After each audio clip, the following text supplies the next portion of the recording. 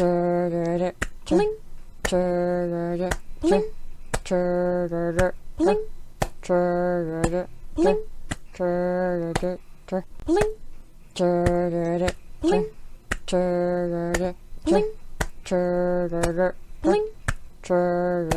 Hot down, beating down, falling so hard, I'm going down. Cool games, making me sweat, trying so hard, no I haven't won yet. I can't paint, I can't game, only thing to do is just to stay the same. I can't sing, I don't care. Yes, I'm amazing, but please don't you faint. Hello Kitty sitting on the bed, Noodle sleeping tight or barking away. I've got booze under my desk, all I have to do is just drink when I lose. Can't paint, I can't game, only thing to do is just to stay the same. I can't sing, I don't care. Yes, I'm amazing, don't you faint? See, I'm already going for it again. Yes, I'll always take a stand.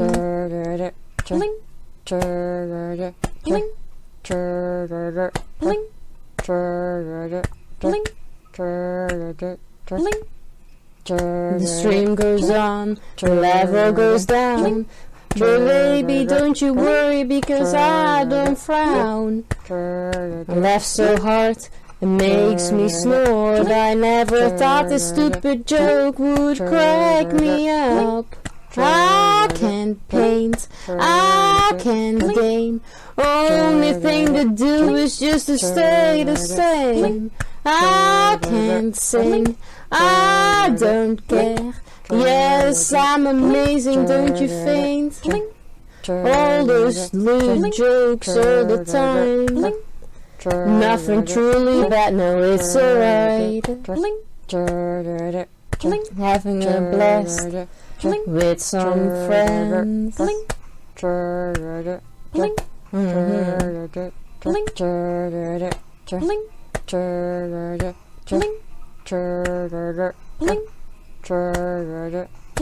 No, I can't paint, I can't game, only thing to do is just to stay the same. No, I can't sing, I don't care. Yes, I'm amazing, but please don't you faint.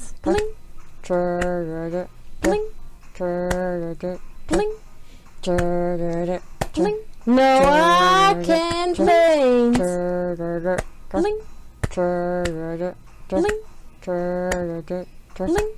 No, I can't game. It's so much fun. Good morning. Hello, hello. I'm so tired. Hey Corey, good to see you. How you doing? I'm pretty tired. Ugh. I'm pretty tired. I've been sick over the weekend and I am still not back to full mental capacity. How are you? Hey Minnie. Well, I'm not sick anymore. I'm just extremely tired. Even though I did sleep quite a lot over the weekend, but I'm still so tired. How are you? Welcome in. Good to see you.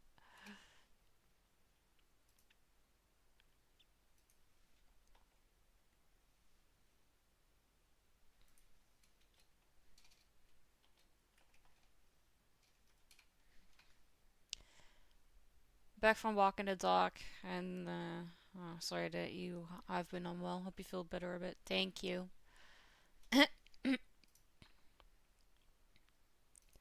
It'll pass. It's it's going around, isn't it? Because I also thought I saw like a news article saying that there is yet again a new version of COVID. Because why not? And maybe that's it. Oh yeah? How so? What do you have to do?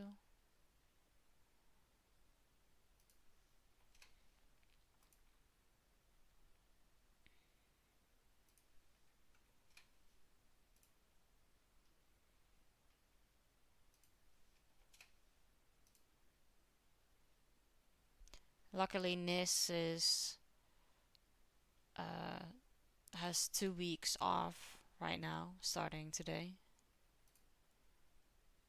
So luckily he can help me a bit with the kids, which helps. Has been unwell, and my friend Asa was unwell yesterday as well. Yeah, I think it's going around. Oh, I'm so sorry. My condolences. How old was she? Hey, Eben. Good to see you. How you doing? I noticed that I haven't started my bot yet, since there's no sound for you when you came in.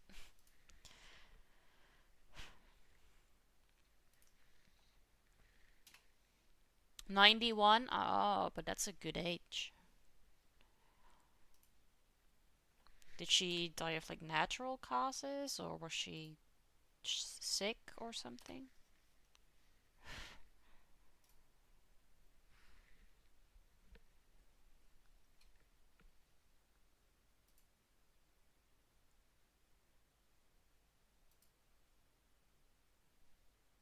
Hey, Hagsby, good to see you. How you doing? Welcome in.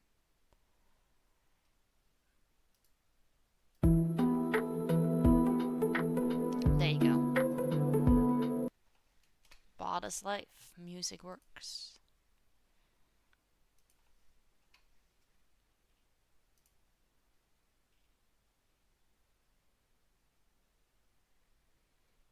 Dementia started deteriorating, and then it suddenly just got worse really fast. Ah, yeah, you hear that quite often, unfortunately.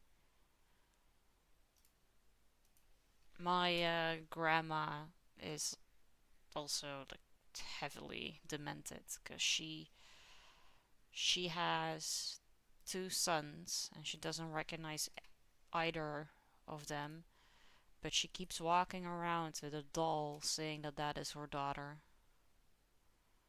She just completely gone. You're good. I'm glad to hear that. I have been sick over the weekend and I am still not fully back, like, mental capacity. I'm so tired.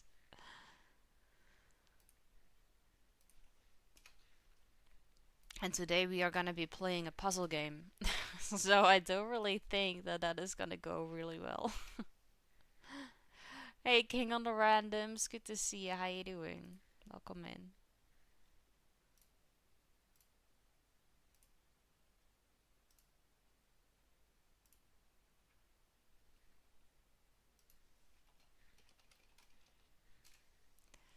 The week booked off work.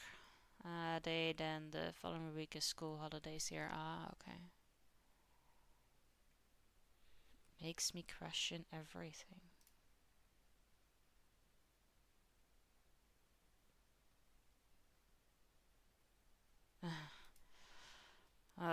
They do advertisements about that now.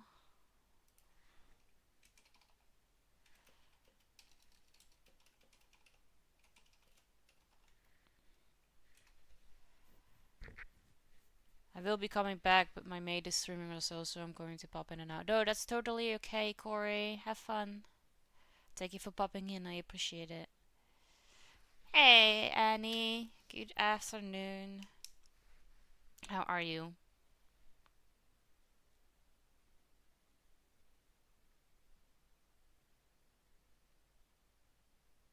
Oh, yeah. No, that is totally understandable.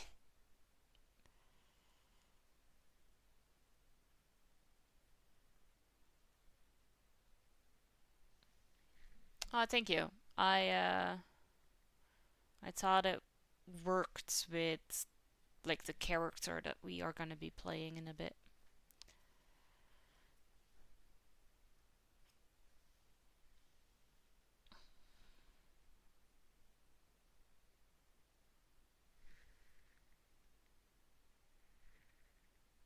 Uh,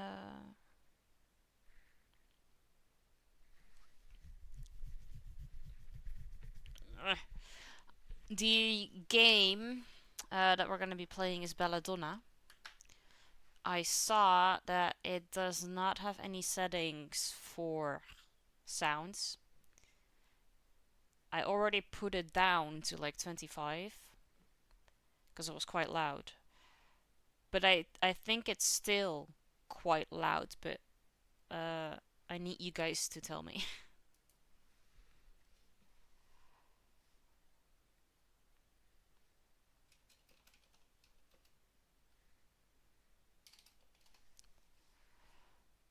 If it was a human, then that would be slightly better, but it is still bad. This is true. Yeah, I agree. Okay, let me get rid of my notifications.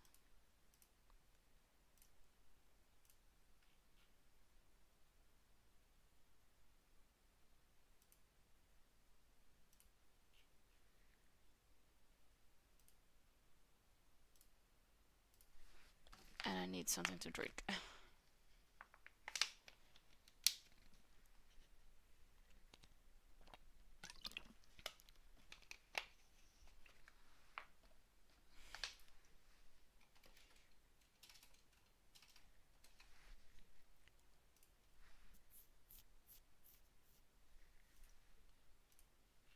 Okay, I got it. Right, let me know how loud this is. Because I think it's pretty loud.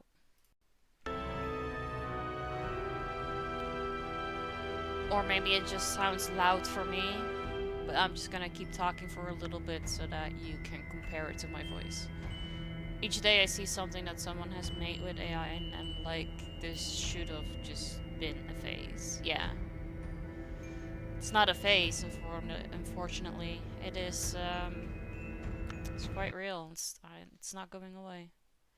Alright, turn it down a little bit more. Let me see. My volume mixer, because the game itself does not have any settings. Alright, it's on 15 right now.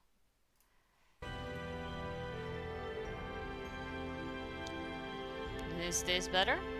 Or is this still quite loud? Because otherwise I can just put it on 10 or something. And then we're pretty much at like the end of how much the volume can be. Seems okay to you? Alright. I also don't know, like, usually the menu of like the game menu sound is usually much louder than the game itself. So we're gonna see how loud it is if I just click on new game and we're gonna see. Yeah, I don't have the energy. I don't have the energy to talk louder. Maybe later, but right now I still don't have the energy.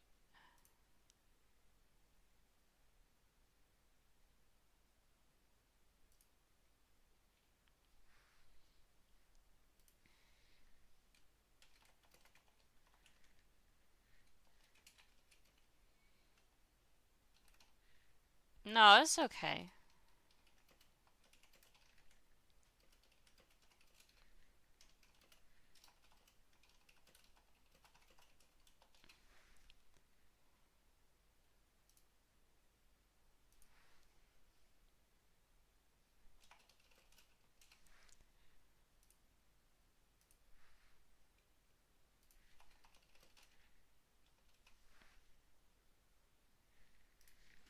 Okay, a little bit lower again. wrong one. Volume mixer.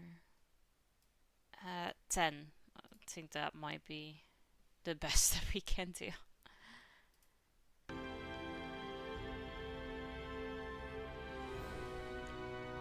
Follow the Ibo, follow the Ibo. Follow the Ibo, follow the Ibo. Scrum, thank you so much for the follow, I appreciate it. Hang on, no, I didn't read that right. Scrum, welcome in, hi, and it's Abbott for the follow, thank you. I'm fine, it's fine. Welcome in. Hey Zinrax, thank you for the check-in. How are you? Normally you are the normal volume, but not today. Don't worry, I love so soft-spoken Ibo too.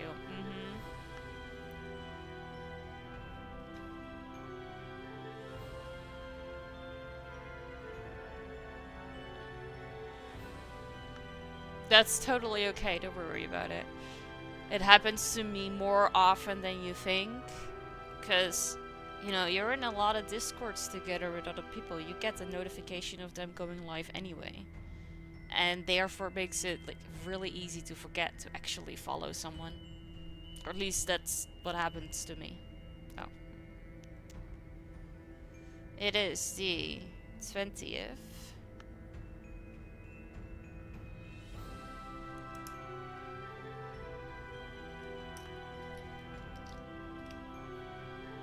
Thank you.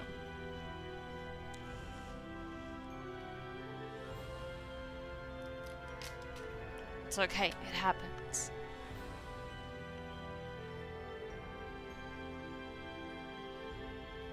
I'm not offended or anything, I totally understand.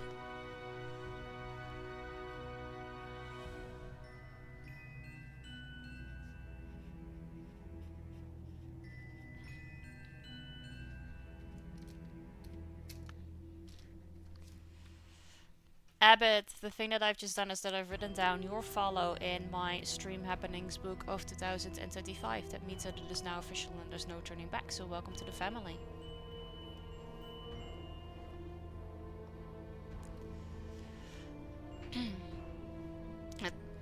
Let's see, you look thirsty. Thank you, Scrum.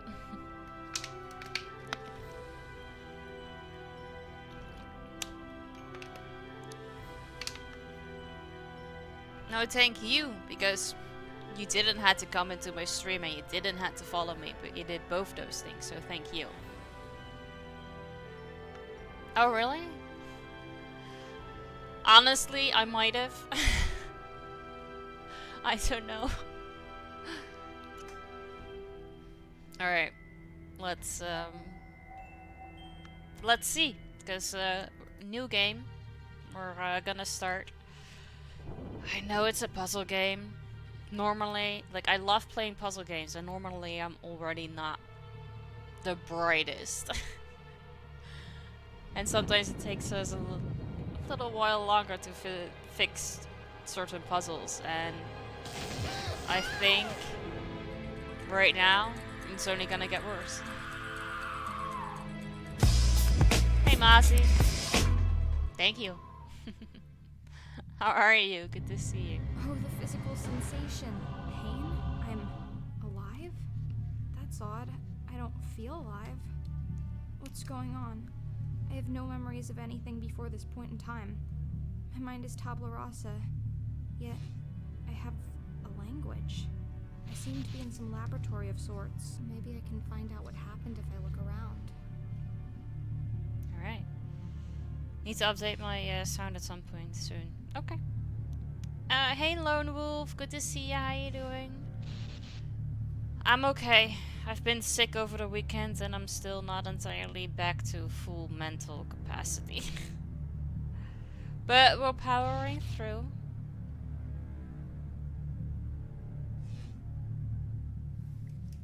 How are you?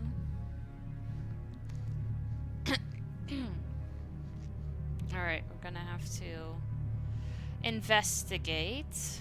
A torture device turned into a strange machine. What kind of place is this?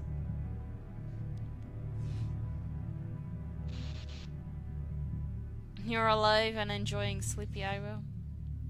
Let's not make my sleepy voice make you sleepy either, okay?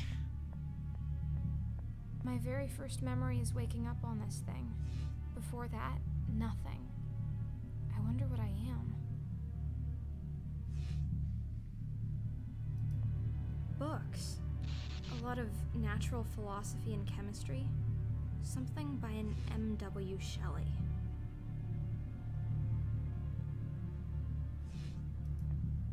There's a handwritten note here. Maybe it can shed some light on my situation. Okay. I'm trying to read this. What does this say? Wolfram? Yeah. It is with shaking hands and heavy heartbeat I gather before me the instruments of my last desperate attempt. I find myself on the threshold of my toils, a turning point. For should I fail tonight, I doubt I shall find the strength and resolve to continue. At my feet now lays the lifeless remains of my beautiful Belladonna. A few hours ago my wife was alive and well, and now she has been cut open, dissected, altered, and artificially reconstructed. From the second she gave up her final breath, I have worked tirelessly to preserve and prepare her corpse, that I might infuse a spark of being back into her lifeless limbs. This is the final test of all my research and experimentation the past 5 years, the complete revivification of a human being, body and soul. The anxiety I feel is agonizing, but I cannot let it hinder me from carrying out what I must do. For my own sake, and for hers, this produce must not fail. Thank you, Eben. Thank you for the bits. In my feverish dreams, my wife appears as such a lovely creature, so far removed from the creation before me. Her cheeks, once so full of laughter, are now pale, almost to the point of transparency, with the skin stretched so thin over the cranium it threatens to rip at any moment. Her eyes would shine like the night sky, but are now empty, watery and yellowish. I have to cling to my conviction that she will regain her former grace and vitality once she is brought back to the realm of the living. Her eyes will light up with the flame of life, a Promethean flame stolen from the very gods of the night. On man shall be the master of his own destiny, and gods shall no longer be above us. As I write, the engines of life are finally heating up, the last of the preparations coming into order. The crucial moment is ever approaching. The time has come. Success. The attempt was a success. She's alive.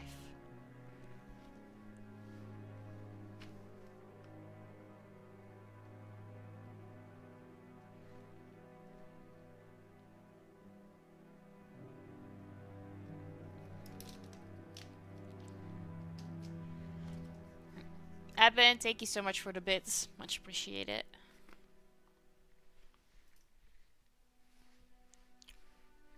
Okay, so we can like find more pages. We found just a random page somewhere. That is here. Okay.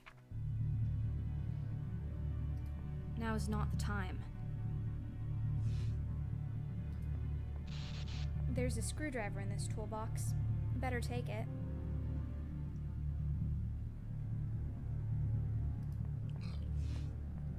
I love magnets. Okay. It looks like the legs of a frog hooked up with wires. And I'm pretty sure it moves when I'm not watching. This oil looks expensive. Let's waste it. Spoken like a true woman. A human skull or a paperweight?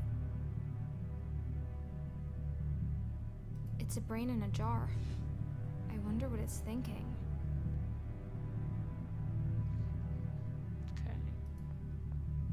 I have no idea what's inside of this, but it glows. That is one ugly gargoyle. Looks like a George to me. Ooh, surgical tools. Shiny. The door won't budge. It seems to be barred from the other side. I might be able to unscrew these hinges, though.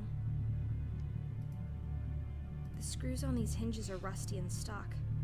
I need some lubricant to loosen them up. The expensive oil. I smeared some oil on the rusty screws. That should loosen them up. I'm free.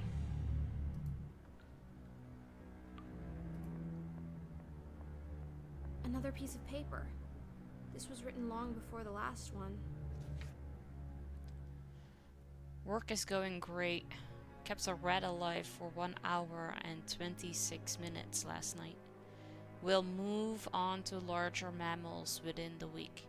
I find my life more and more polarized into two phases. I remember times when I used to climb up and down the stairs like a squirrel each day.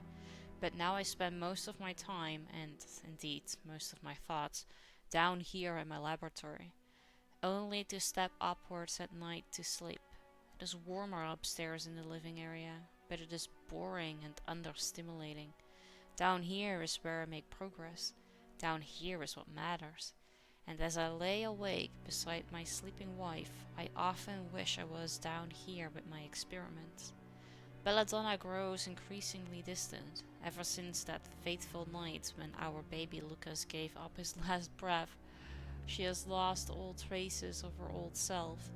God knows what she is thinking about as she silently gazes into the empty air or restlessly paces back and forth in the great hall. I, at least, am working with my grief. I have turned my attention to the science of life and death, and not a day goes by when I do not think of how my son was untimely taken from me. This is the thought that drives me. In this, the greatest of ambitions, my own son will never return. I have accepted that now. But thanks to me and my work, the cold, ruthless contrast between living and death will in the future be much softer, maybe even completely erased. My wife, though, has let our grief devour her whole. She is emotionally and intellectually paralyzed, it seems to me. All her creativity and quickness of thought, the wittiness of her speech, and the nimble way she used to jump from one conclusion to the next, all those qualities that made me fall in love with her in the first place, they have all been snuffed out like the flame of a candle. This makes me wonder even more why I bother to go up to her bed every night. The shell in which she has enclosed herself cannot be breached by anything I say or do. It is almost as though she is involved with someone other than me. I feel ridiculous for even writing it down. No, it seems ludicrous to think that Belladonna's disinterest in me is due to her seeing another man. I will not accuse her of that. It is just one of the many strange ideas that seems to appear in my head when I am down here by myself. I'm probably just tired. I'd better try and get some sleep as soon as the rat's heart stops beating.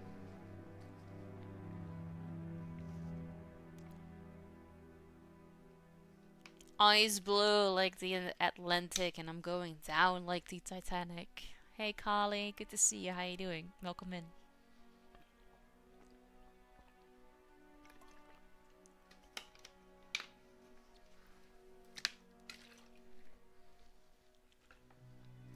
Okay, so we had a kid, but our son died. What a dedicated knight to guard a damp dungeon like this.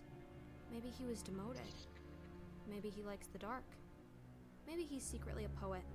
I bet his name is Roland.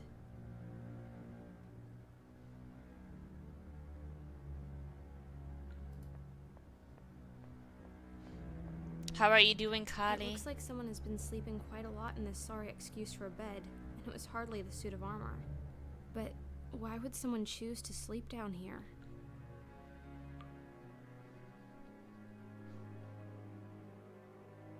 Oh, thank you. I appreciate that. More writings from the lonely doctor. Curse my miserable existence, the hopelessness from which I see no conceivable escape. I cannot rid myself of the feeling that there is something of utmost importance that I need to take care of, but that it is not yet time. That something beyond my control needs to be completed first. I carry inside me a sensation of waiting, yet I cannot name the thing I am waiting for. In the meantime, all I can do is work.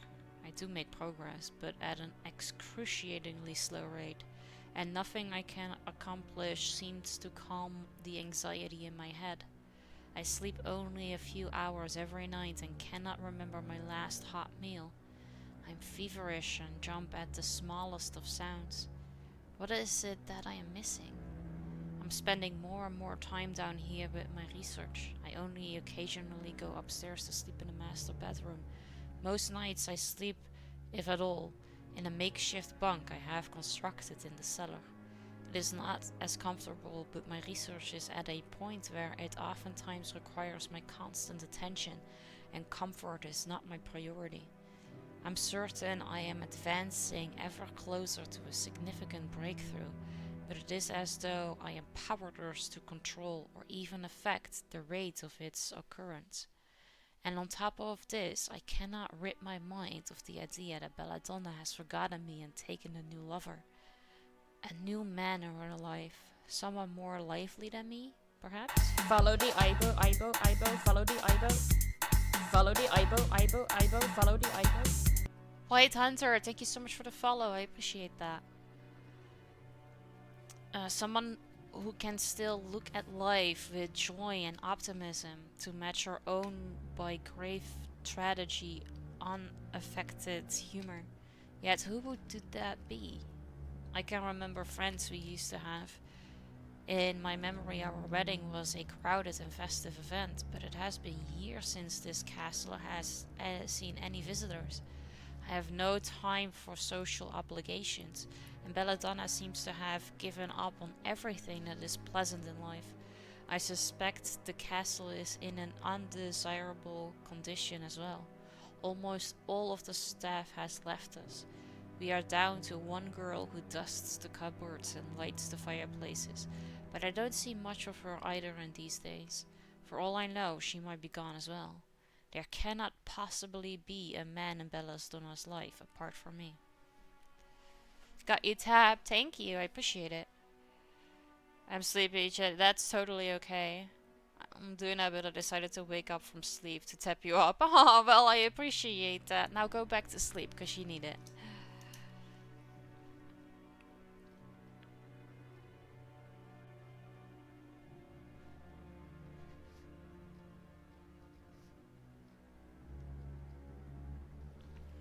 Hey Joe, it's good to see you. How you doing? Thank you so much for the alert. Good luck with work.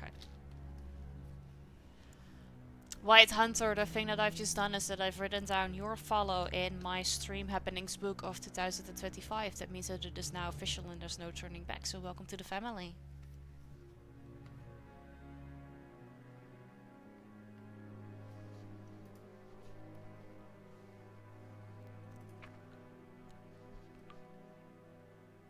No, of course, no problem. Thank you for popping in. Because you didn't have to do that and you didn't have to follow me, but you did both those things, so thank you.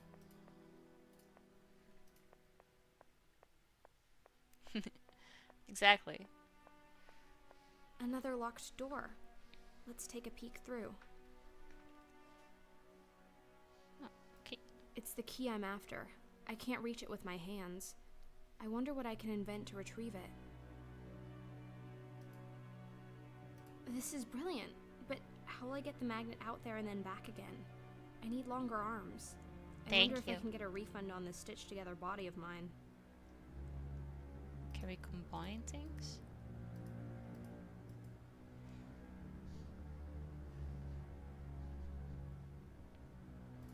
No. Okay, I'm gonna have to stick. Y'all look thirsty? Alright, let's drink. There's a long stick here. You too, Perhaps thank it was you. used to try to chase away rats when trying to sleep.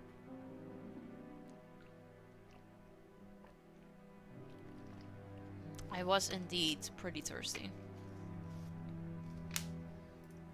Look, I can attach the magnet to the end of this stick.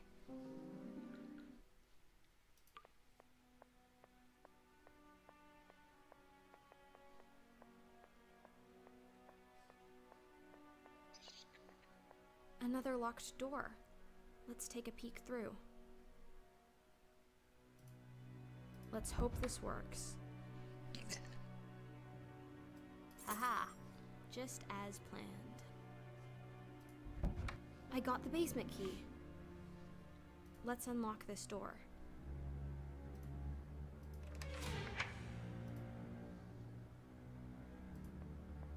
More letters. Has he figured it out yet?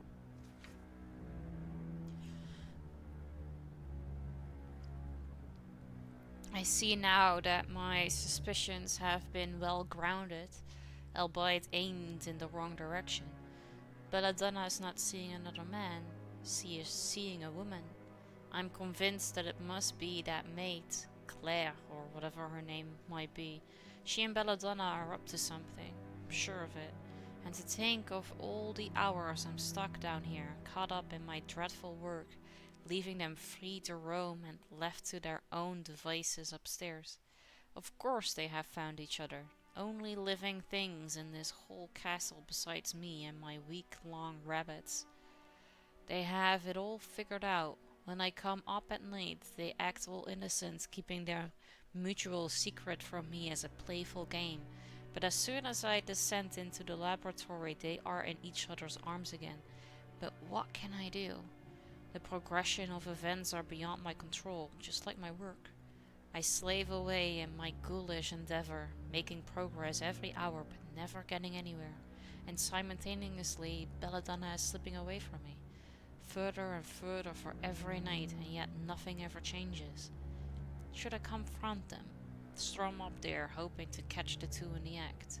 Take back the life that was mine, the wife that was mine.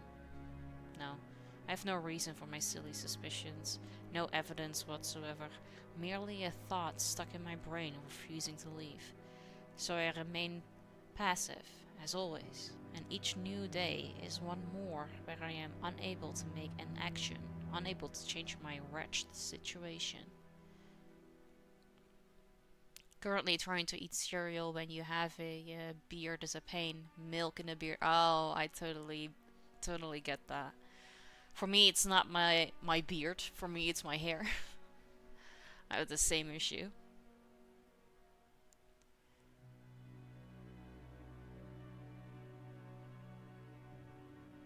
Twitch.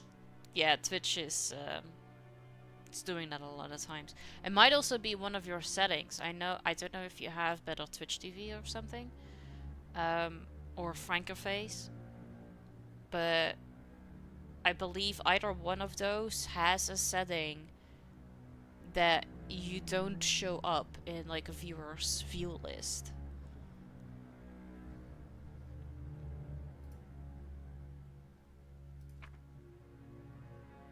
A couple of cogwheels on the floor. They must have fallen off the mechanism when the door slammed shut. I wonder if I can put them back. Are you attempting to grow a beard, Evan? There are some minuscule inscriptions on the wall here. One is rectangle, 2 is square, and 3 is triangle. I'm gonna write that down, because we will probably be needing it for something somewhere. Really slowly? Okay. 1 is rectangle, 2 is square, and 3 is triangle. Hey Daniel, good to see you. How you doing? Welcome in.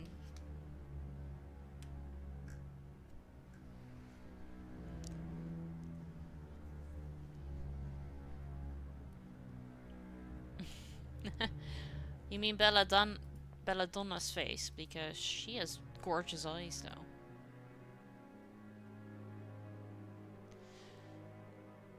Okay, we probably have to click in the order from that, so... 1. Oh, can I not click in it? Oh, it's a socket, so we need to put things in. Alright, these. These gears have those, so... let's put these in.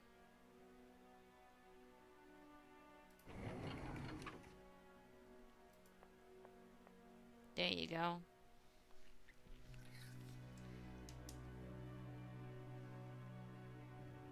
I didn't really have to write that down.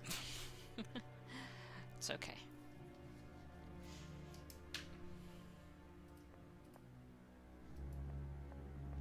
It's a mortar. And a pestle, too. They seem to belong here, but I'll remember where they are in case I need them another time. Alright. Did you hear that, chat? We need to remember that those are here. A big and heavy candlestick. It looks like there used to be 2 of them. Bye, Daniel. Have a good lurk. Thank you. The label says Dr. Wolfram von Trauerschloss. So this is the man who brings the dead back to life. He looks as though he would have been handsome once. It's warm. I haven't realized until now just how cold my body is. The doctor is losing it. He's just scribbling down nonsense by now. What will he do if he ever acts on his wild suspicions? I think he did, though. It is clear to me what I must do. I am now convinced beyond any reasonable doubt that my wife is unfaithful. They still hide it very well, her and that housemate, but my logical mind tells me there is no other explanation. For countless hours I have pondered this situation, and the more I think about it, the more certain I become that my judgment is correct. These countless hours are hours I could have spent thinking about my work. It is clear to me that I will never be able to fully concentrate on the puzzles at hand as long as my thoughts keep creeping back to my wife and her new lover. This is the very reason that my research is progressing at such an agonizingly slow pace. So it is clear to me what I must do. Belladonna herself is the person who I want back into my life, so I cannot punish her. That leaves her lover, the young maid. She is unimportant and it is Follow she the that Ibo, must Ibo, go. Ibo, follow the Ibo. Follow the Ibo, Ibo, Ibo, follow the Ibo. Reaper Alice, thank you so much for the follow, I appreciate that. I could fire her and throw her out of the household, but I fear this would not resolve anything. The 2 of them would still know of each other, and they could write secret, forbidden love letters or meet up at secluded rendezvous. Now it is clear to me what I must do. I must get rid of the maid for good. A plan is already taking form in my head. In the greenhouse out back I keep a lot of plants and herbs. One of the specimens I have is called Deadly Nightshade, an interesting plant with many medical uses, but its renown comes from the fact that its extract is lethal already at small doses. Preparing a powder from this poisonous plant is not at all problematic. Giving the victim to ingest the dose will be a challenge, but I expect to have amply opportunity. They are not aware I know the truth, and thus suspect nothing.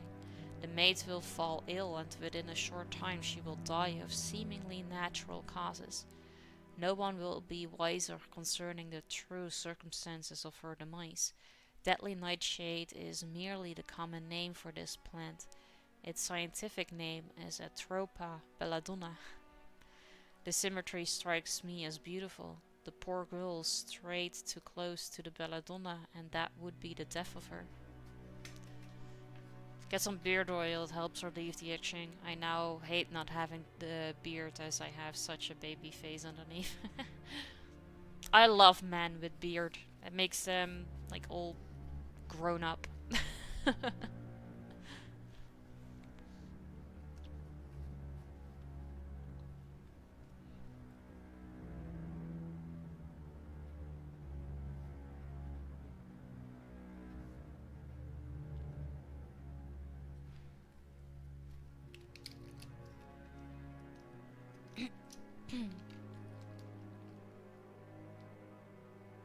Yeah, I love it too. My partner used to not have a beard, but then as he got older, he started to grow one. It looks so much better. Reaper Alice, the thing that I've just done is that I've written down your follow in my Stream Happenings book of 2025. That means that it is now official and there's no turning back, so welcome to the family.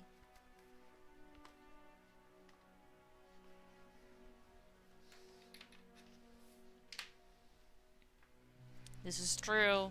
Yeah, a lot of women do.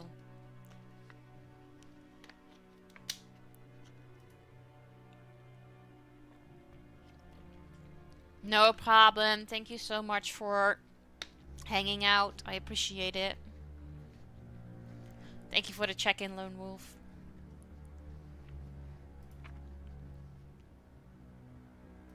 A beautiful china bowl. It looks hand-painted.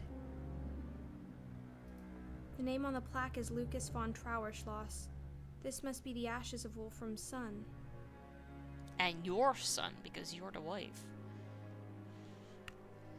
Maybe, yeah. Oh, wait. I see another journal page here. The story is so sad. I don't even know if I want to read this one. My wife took the wayward maid's death harder than I had expected, further confirming my suspicions that they were indeed having a secretive love affair. She's passionate and irrational, raging all day and crying all night. Where a few months ago the cold shroud of silence lay over our house, now there is the wailing shrieks of bedlam.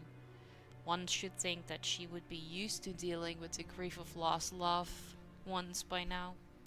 However, in all sincerity, I don't believe she was ever as affected by the death of our only son as I was. I also suspect she might have guessed I had something to do with her lover's demise. If she wouldn't talk to me before, now she yells and barks at my every movement.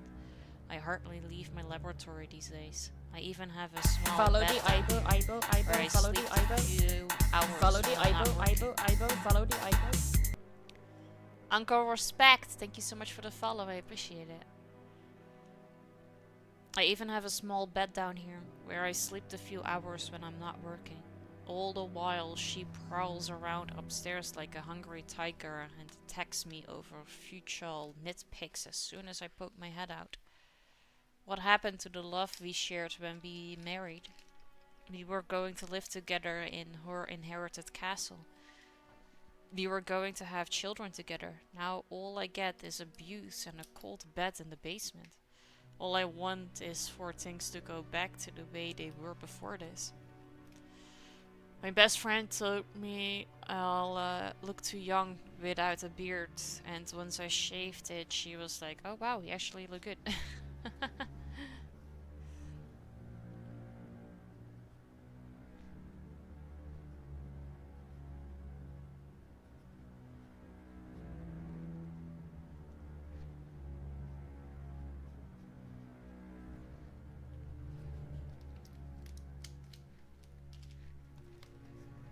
Uncle Respect, the thing that I've just done is that I've written down your follow in my Stream Happenings book of 2025. That means that it is now official and there's no turning back, so welcome to the family. Now, some women don't like it, but I think most of them do. Hey, Porconius, good morning. How are you? Good to see you.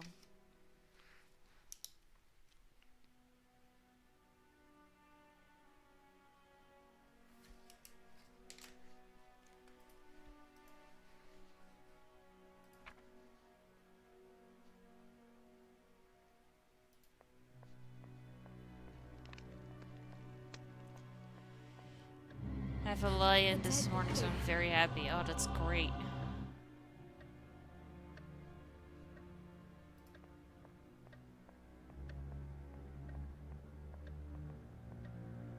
It's the body of Dr. von Trauerschloss. He's dead. And what's more, he's been murdered. But who could have done this? There must be some clues around.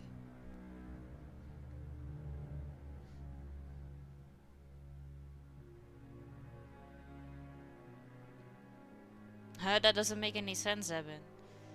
His wife let him sleep in.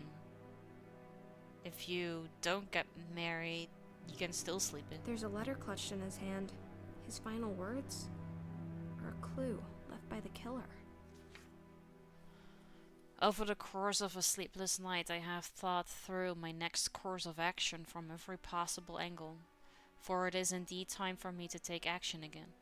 Even with the troublesome maid out of the way, I see little chance of getting my old Belladonna back. If anything, she's worse now than ever before. But I have an idea, one that kept me awake all night. I have come very far in my research by now. I can now fairly predictably create living creatures that are stable enough to not spontaneously die again. This is consistent through many different species of animal. I have noticed something peculiar. Though the returned creatures seem strangely vacant and sluggish, it is as if, although the body is brought back to life, the soul is forever lost. The creation is perfectly functional and responds to stimuli just as if it was truly alive, but the mysterious spark of will seems to be missing. I know no other way to describe the phenomenon. This bothered me before, but now I cannot help to think that this might suit my needs. Isn't it precisely the strong will of my wife that is causing all my problems? There is no need to be poetic with flowers this time. I'm in no short supply of lethal substance in the laboratory, and poison suits my needs well as it leaves no physical trauma on the body. I will still need to make incisions in the corpse to replace eternal organs with clockwork parts, but stitching together surgical cuts is much simpler than trying to repair unhealed bodily damage. The integrity of her visage is a priority. To extinguish Belladonna's current life and give her a new one to bring her body and mind back, minus soul and free will. A beautiful, obedient automaton, mechanical doll with all the functionality of a woman, but who is responsive and does what she's told. That, my dear future reader, would truly be something. I think it is high time I tried my revivification process on a human subject.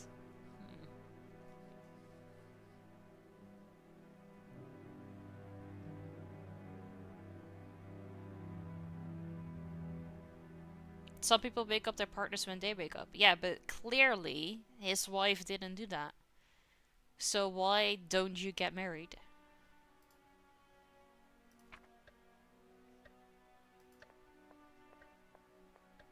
This letter is signed Belladonna. I've been waiting to hear the other side of this story.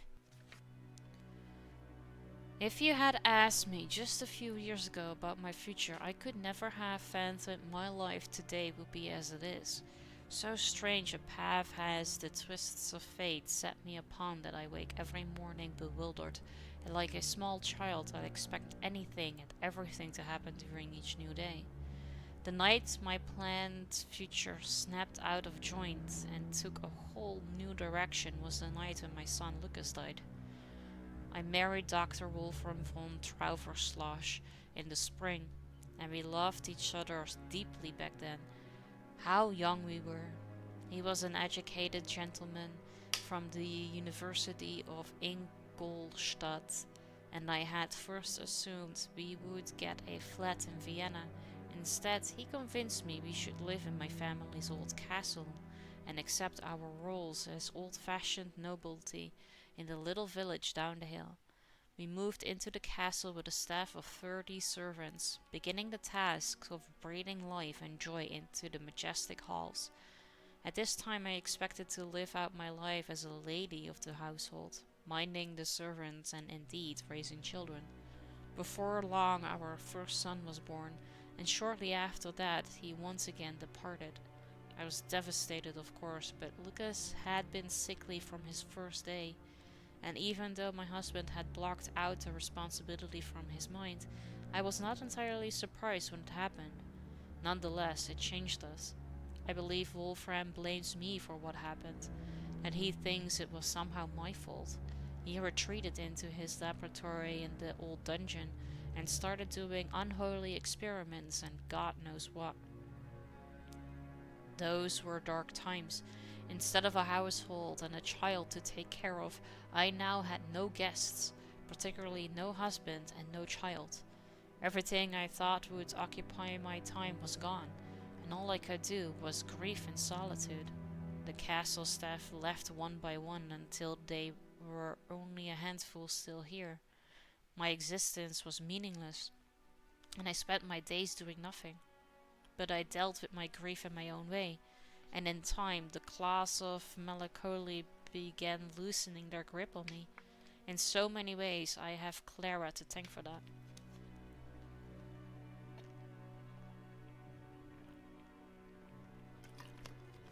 Scrum, thank you for the check-in.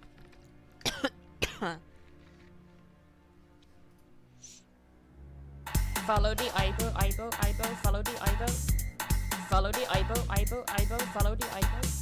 Dark Tiger, thank you so much for the follow. I appreciate that. How are you doing?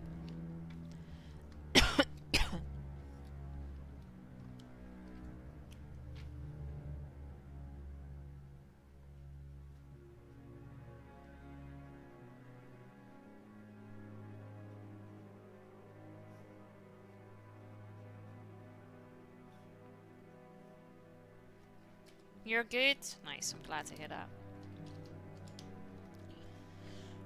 Dark Tiger, the thing that I've just done is that I've written down your follow in my Stream Happenings book of 2025. That means that it is now official and there's no turning back, so welcome to the family.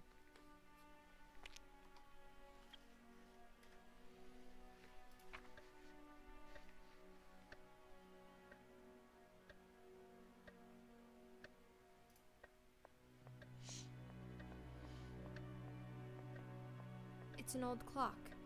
Tick tock, tick tock.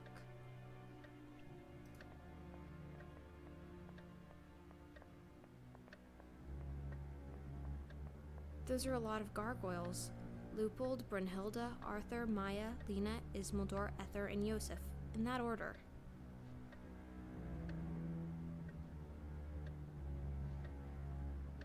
Where we came from here.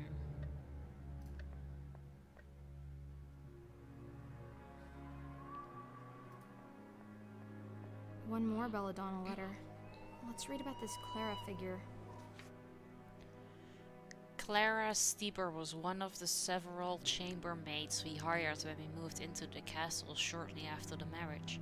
In the warm light of recent events, I feel as though I could pick her out of a crowd already at this time, but I suspect that the truth is that she was just another servant, one of many, and I didn't pay her close to the attention I now know she deserves.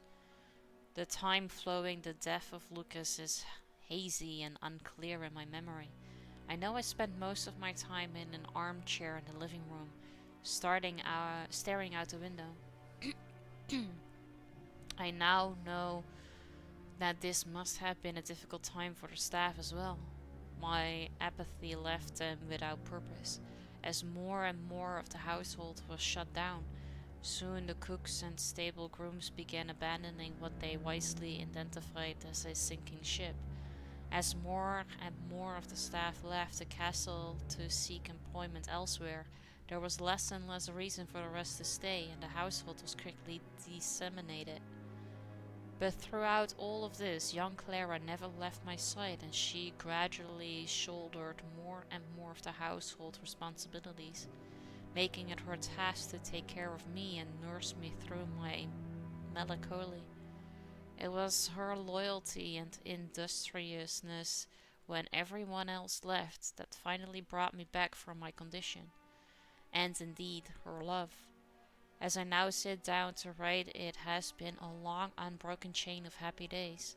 Clara and I have the whole castle practically to ourselves and nothing to do but to enjoy our lives and each other. We sleep in a new room every night, cook our own food, and have picnics under tables or in front of the fireplace.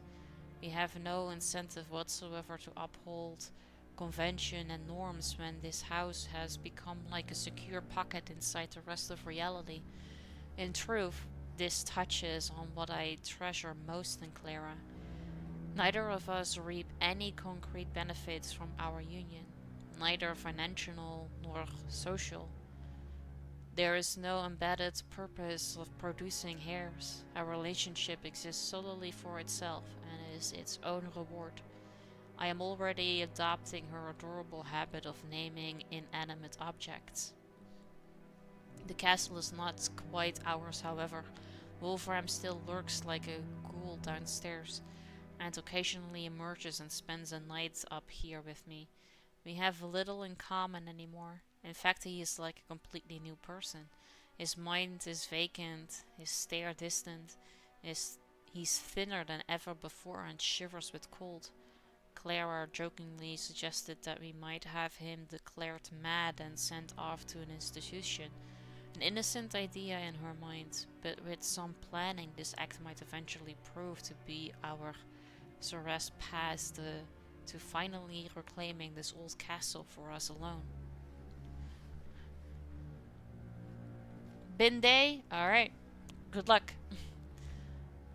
Also, Twitch added the viral clip badge for viewers, so if their clip gets lots of views, they get a badge for it. Yeah, I saw.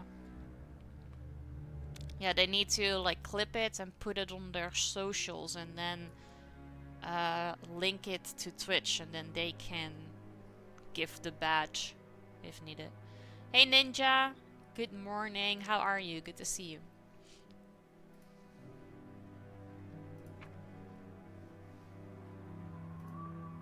There's a bottle of milk out here. I wonder how long it's been here. At any rate, it's frozen completely solid. No wonder in this cold. Hey Xander, good to see you. How you doing? This must be the family cemetery. Yet, baby Lucas rests in an urn in the dining room. Why is that? It says, Snowflake the pet cat. How cute.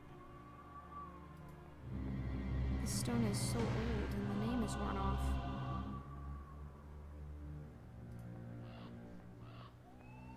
The tombstone says Clara Stieber. This must be the grave of the wonderful maid I've heard so much about. I get that. I can't help but notice that it's been emptied. How come it took so long? A note. Great God, why did I not then expire? Why am I here to relate the destruction of the best hope and the purest creature of earth? It was mere days ago, at the peak of our bliss, when Clara fell ill. She complained of headaches and tiredness, so I made a bed for her and laid her down to rest. For the next few days I cared for my companion just as she had cared for me, and nursed her with all my love and compassion. We believed it was just a passing sickness and that it would be over shortly. Each morning we thought she was getting better, and each evening we realized she had actually gotten worse. And today, when I entered her bedroom, she was there, lifeless and inanimate, thrown across the bed, her head hanging down, and her pale and distorted features half covered by her hair. In horror I beheld the body of Clara, my love, so lately living, so dear, so worthy. I rushed towards her and embraced her with ardor, but the deathly languor and coldness of the limbs told me that what I now held in my arms had ceased to be the Clara whom I had loved and cherished. Alas, what foul curse lies in my gentle touch? I have lost my only child to the darkness, my husband to devouring madness, and now my lover has departed this world as well. Is it my love truly as poisonous as my ominous name? Oh, okay, that makes sense.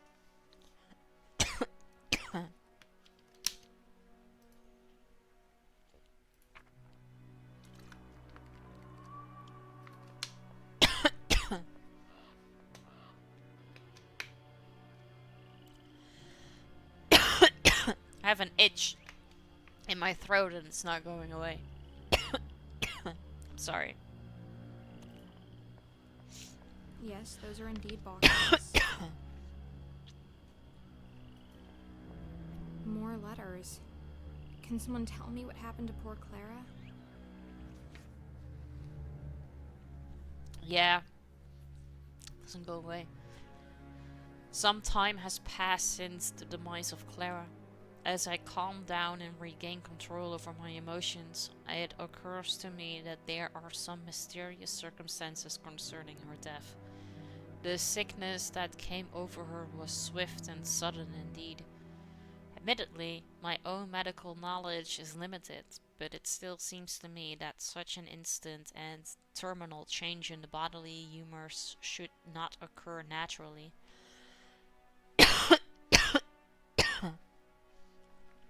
I have that a lot in my hands. And then you keep scratching, and then it's red and it hurts, but the itch is not gone yet.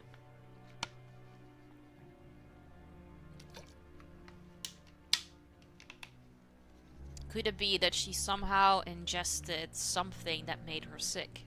But what? And from what line of thought? It is not a far leap to ponder if she was murdered.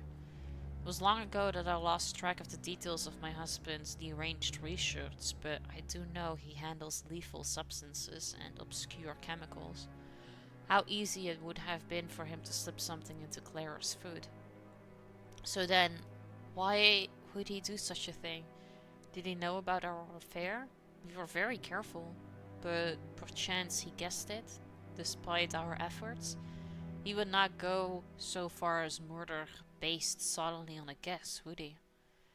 The distressing truth is, I no longer have any way of telling what Wolfram is capable of. It is of vital importance that these notes never reach any eyes but my own. These are grave accusations I am scribbling down, and in ways of proof I do not even have anywhere to start looking. And yet, the possibility is there, gloating in its simplicity. I end up resorting to a stainless steel ruler. Rub that on your skin for a while and push hard enough that itch vanishes. That makes sense. But I have long enough nails that I can do the same thing as a ruler would do.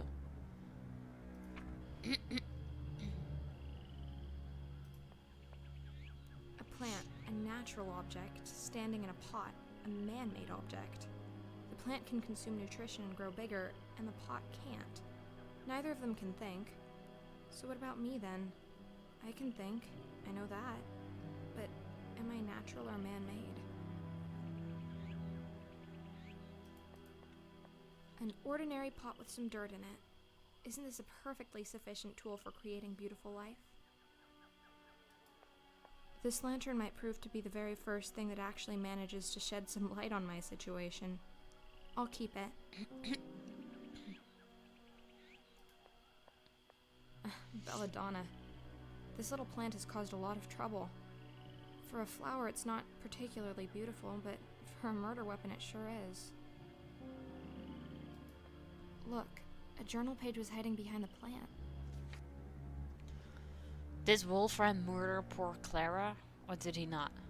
My situation has reached a point where it hardly makes any difference. I still cannot prove anything, but my conviction of his sin is only growing stronger. I cannot look at his face without seeing a murderer, nor not listen to his voice without hearing the words of an evil man. And the coward knows it. He sees the judgment in my eyes, and he shrinks away from it like the rodent he is. Guilty or not, he could not act more like a culprit if he so confessed his crime in the town square.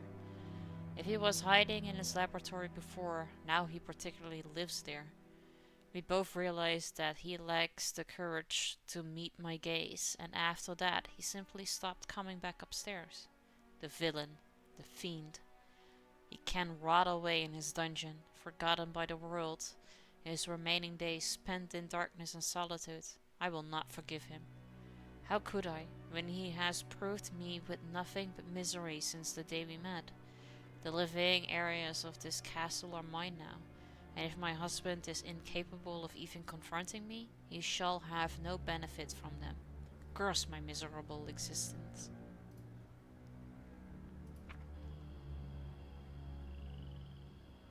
It's a large tree. Looks very peaceful. Couldn't I have been reincarnated into one of those instead of being forced back into this mess?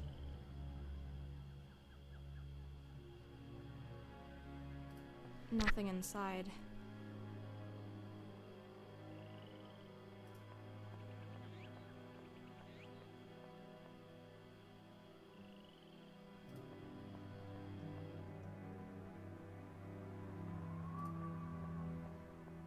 What a marvelous mausoleum. The plaque says Francisca Canosa. I wonder who she was. 2 statues of angels. It seems a bit paradoxical to create statues depicting something that's supposed to be immaterial. Let's call them Justifer and Phi.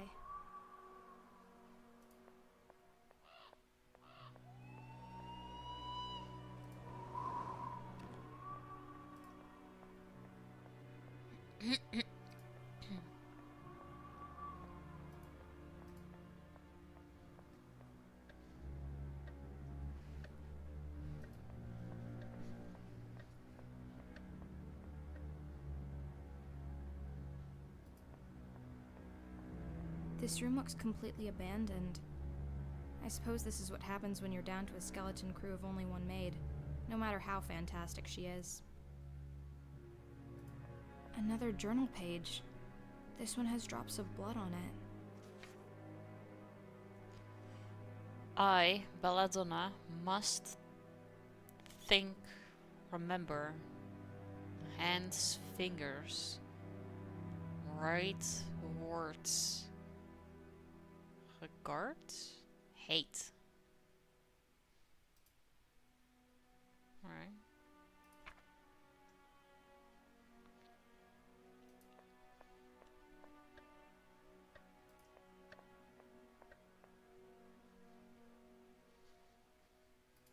A stuffed raven atop a bust of Pallas Athena. What a cheerful decoration. Let's call them Annabelle and Dupin. That's a lot of books. Imagine you had books filled with every possible combination of letters. I wonder how much room they would take. There's a finite amount of letters, but unless we acknowledge a maximum length of a word, there would still be an infinite number of combinations, and the library would have to be infinitely large. Look, a perfect sphere. Let's see if I can get 2 parallel lines to intersect. The doctor's handwriting. I know it well by now. Months have passed and I must indeed conclude that the procedure was a success. The new Belladonna is certainly calmer, friendlier, and more docile. She gladly keeps me company in the laboratory nowadays, and she's polite and pleasant in everything she does. One is tempted to describe her demeanor as lobotomized, but no. When I ask her questions, she will answer in a clear and articulated voice, and she's responsive to all kinds of stimuli.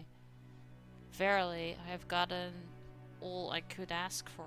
That troublesome maid is gone, and Belladonna is back with me, compliant as ever. Her behavior is exemplary. Our lives are returning to that idyllic past I had thought lost in all aspects except one.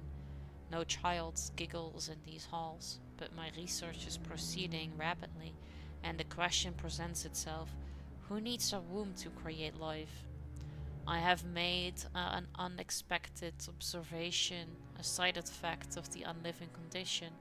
The household cat, a black beast and once Belladonna's loving pet, has gained a great mistrust for the latter's new form.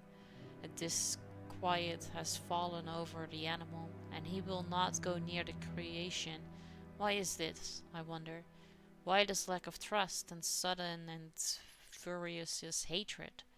Belladonna's appearance seems to me not much unlike what that cat before so fondly gravitated towards, but evidently the beast perceives a difference. As a species, the cat has popularly been associated with witchcraft and mysticism.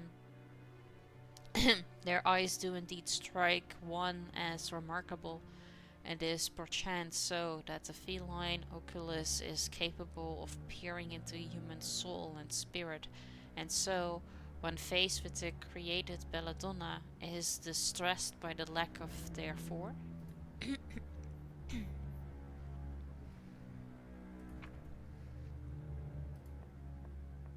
I should sit down and write a story. But with all these journals and diary pages lying around, seems like I already may have. Look at all these old toys. Wind-up dolls, music boxes, and mechanical trains all around. I think this used to be a private hobby of the eccentric Dr. Wolfram's, before he got into the whole corpse business. Another portrait. It says her name is Francisca Canosa. It's the same name I saw in the mausoleum in the cemetery. I wonder how she relates to the von Trauerschloss family. I'm not going near that horrible cat. I'll have to get rid of it somehow if I want to proceed. Want to kill it? I don't know why I thought that would work. A sound idea, but the milk is frozen. Alright. Can't be poured. There's a journal page there. Okay, there was a fireplace. Maybe if we keep the milk there.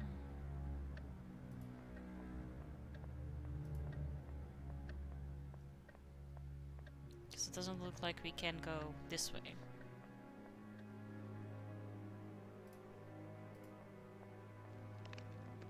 I'll let it stand by the fire for a while. It's thawed. The milk is now in liquid form. The milk pours easily. I think I see where this is going. But I'll need to grind the plant into a powder first. Didn't I see a mortar somewhere in the house? I did. It's right there. Let's grind this plant into powder. Is this how Clara died? Yes. It's probably also how you died. And that's how we are gonna kill your cat.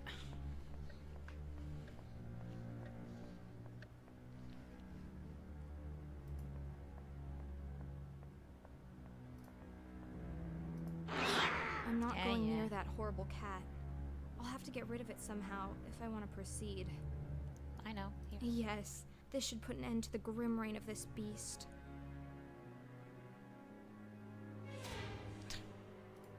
So fast.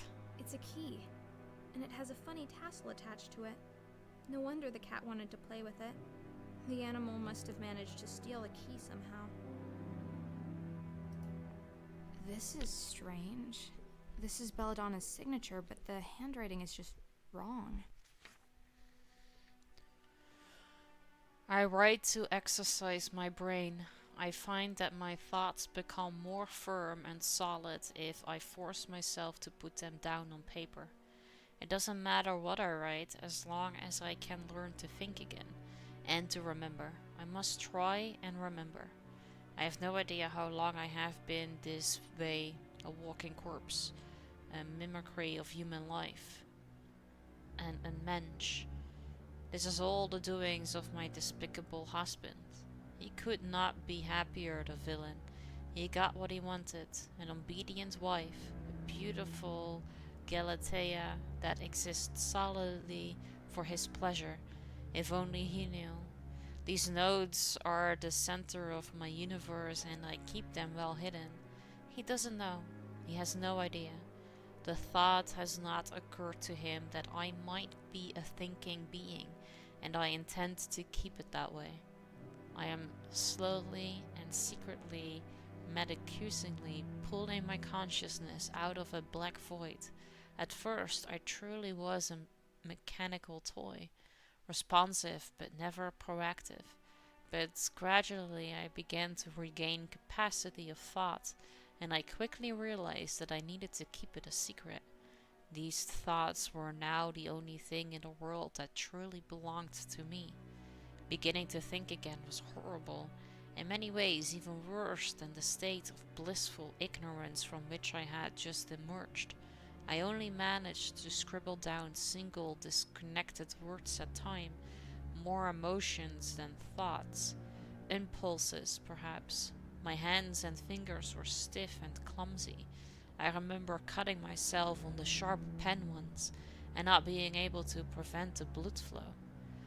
I thought that would be the end of me. Surely Wolfram would notice the blood on my hands and get suspicious. But no, the self-absorbed fool merely stitched me up and let me go. I sometimes play with the idea of what I would have to do to prove to him that I am a person. But I won't. The monster has other plans.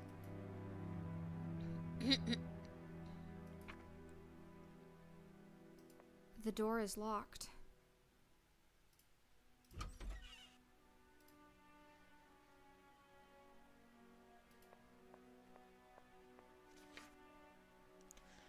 As my consciousness grows stronger, so does my hatred for my husband.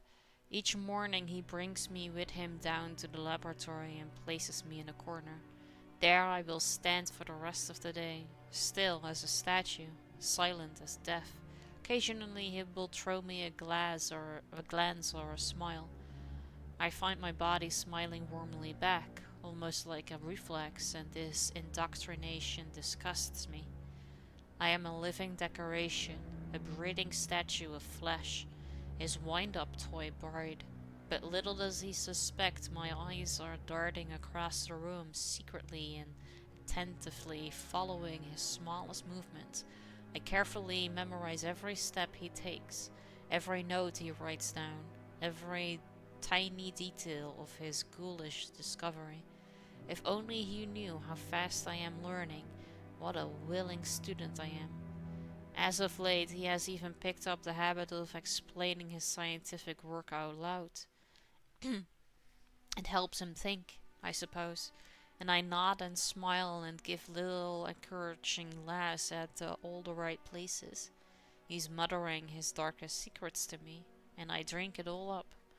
And oh, if only he knew just how close he brushes with his own demise. Hundreds of times each day he's close enough for my hands to reach up and snap his neck. My strong fingers around his throat, slowly squeezing his precious light out of him. But no matter how close he stands, my arms will not move. I am a prisoner in my own corpse, staring out through glassy eyes, but unable to will any action into my own dead limbs. Call for me and I will walk. Ask me a question and I will talk. But my rotting brain is unable to form initiatives of its own. I'm a golem following orders. Yet with each passing night my willpower grows stronger. I write my thoughts down diligently and practice my mental capacities with all the resolve I have. The results are slow but reliable. One day soon I will have the tenacity to strike. And as soon as the time comes, strike I will. One of these days, his lovely lifeless doll will suddenly find the power within her to execute her swift revenge.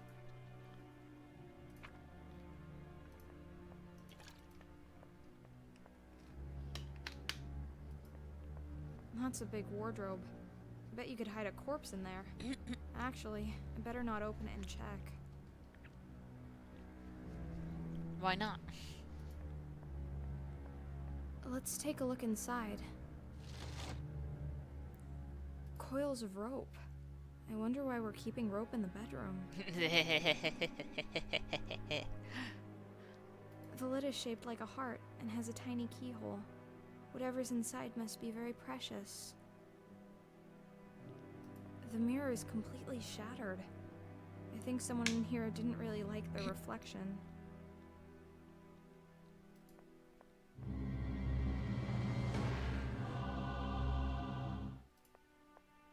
A note. failure. The attempt was a failure. I could not lure my lost lover back into her deceded corpse. Ah, my preparations in vain. All alone now. No one to turn my key. I haven't found the key yet. Is she dead? She doesn't move a muscle, yet she sits upright. She's like a mannequin of human flesh. At least the view is nice from up here. Okay. Now what? I feel like I clicked on everything.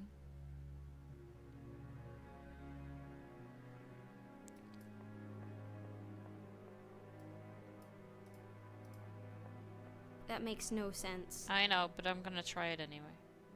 I'll just tie this rope to the lantern. Oh. Okay, and then what? I need something else. That won't work. That won't work.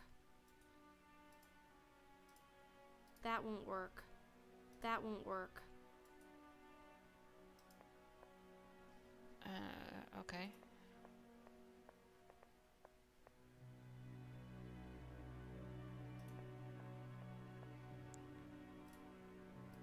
Nothing happens.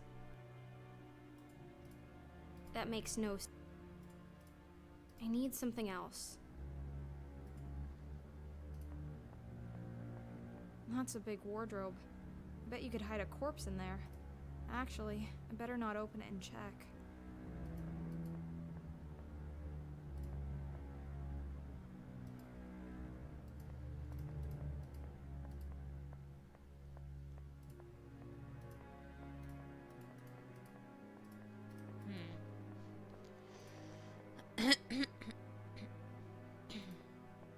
Thaw the milk, grind the leaves, poison the cat. That was a lot of work to inspect this rather uninteresting ladder.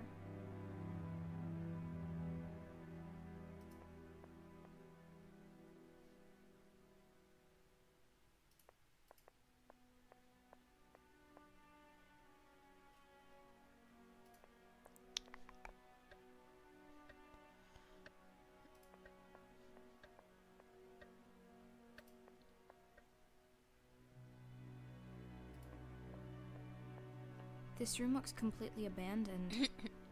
I suppose this is what happens when you're down to a skeleton crew of only one maid, no matter how fantastic she is. It's snowing outside. I have no concept of the current year, season, or even geographical location.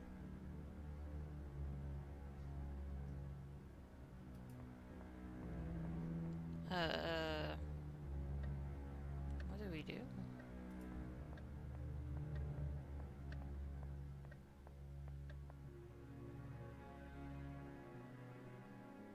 The missing candlestick. And it seems to be the murder weapon. What do you mean missing? There's something in his pocket. Oh, smoking. It's a small, delicate key. He kept it in the pocket closest to his heart. I wonder what it unlocks. It locks the thing in the bedroom. The body is still warm. He cannot have been dead for much longer than I have been alive. Did he have to die for me to live? But what do you mean missing candlestick? I didn't necessarily miss a candlestick.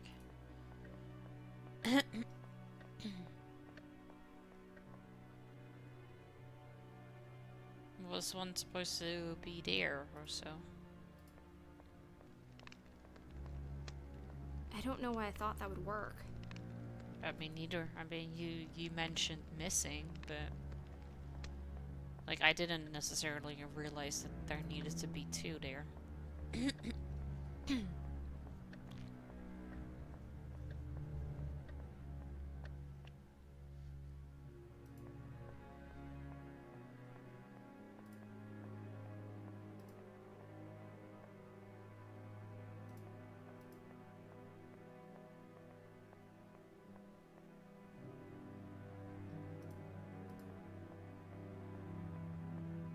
I wonder if this key fits. There's a key hidden inside. A very important one.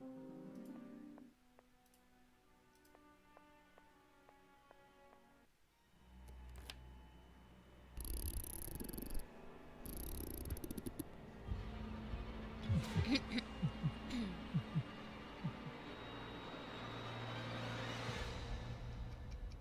that Clara?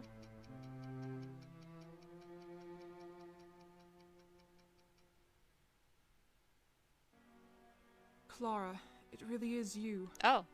I was so certain I'd never see you again. You didn't wake up. I woke up. I've been wandering lost ever since, trying to find out what's going on. How are you feeling? Do you remember me? I have no memories of you, or of myself, but I found some notes lying around. I can only assume you're the one called Belladonna? I am Belladonna, murdered and reanimated by Dr. von Trauerschloss. At first a mindless mechanical doll, but I slowly regained control over my brain. And when the time was right, I broke free. I saw the doctor's body. Yes, I crushed his skull. Standing over his blood-soaked remains, I was free at last. But where did I come from? If he was dead, was it you who brought me back? Yes, my love. You were the only thing on my mind as I stood there, alone and victorious. I had secretly watched the doctor's process, and I desperately wanted to believe that I could get you back. I unearthed your grave and carried your dead body down to the laboratory. I did everything right, to the smallest detail, but you didn't wake up. And my time was running out. I can't turn my own key, and now that I was alone in the castle, I knew my life force would run out quickly.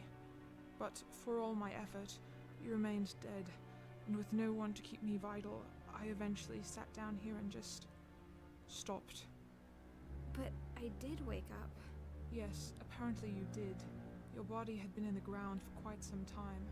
Perhaps that made the reanimation process slower, but with your key powering your brain directly, you did not have to go through the drawn-out, sluggish wake-up. I take it your cognitive powers and language have been with you from the start. Well, yes. Excellent. Then I have even improved on the doctor's method, but I doubt independent thinking and free will was ever in his interest to reproduce.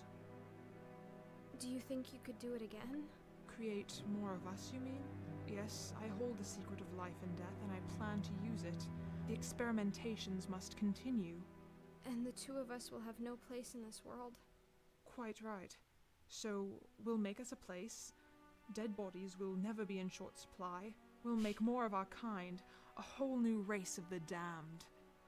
Where do we start? I know for a fact that there's a fresh body lying out there in the Great Hall. The doctor. His flesh, at least. We won't be using his wretched brain. I've already destroyed it in any case. But the body will do. We will have to find a few other ingredients. Will you help me? Of course I will. Thank you, my love. I'll carry the body down to the laboratory and start with the preparations. And in the meantime, you can help me with a few other things. The doctor's brain is completely destroyed. I made sure of that. I don't think any of us want his villainous brain back amongst us. We're going to need to find a new one. Secondly, we will also need some clockwork parts.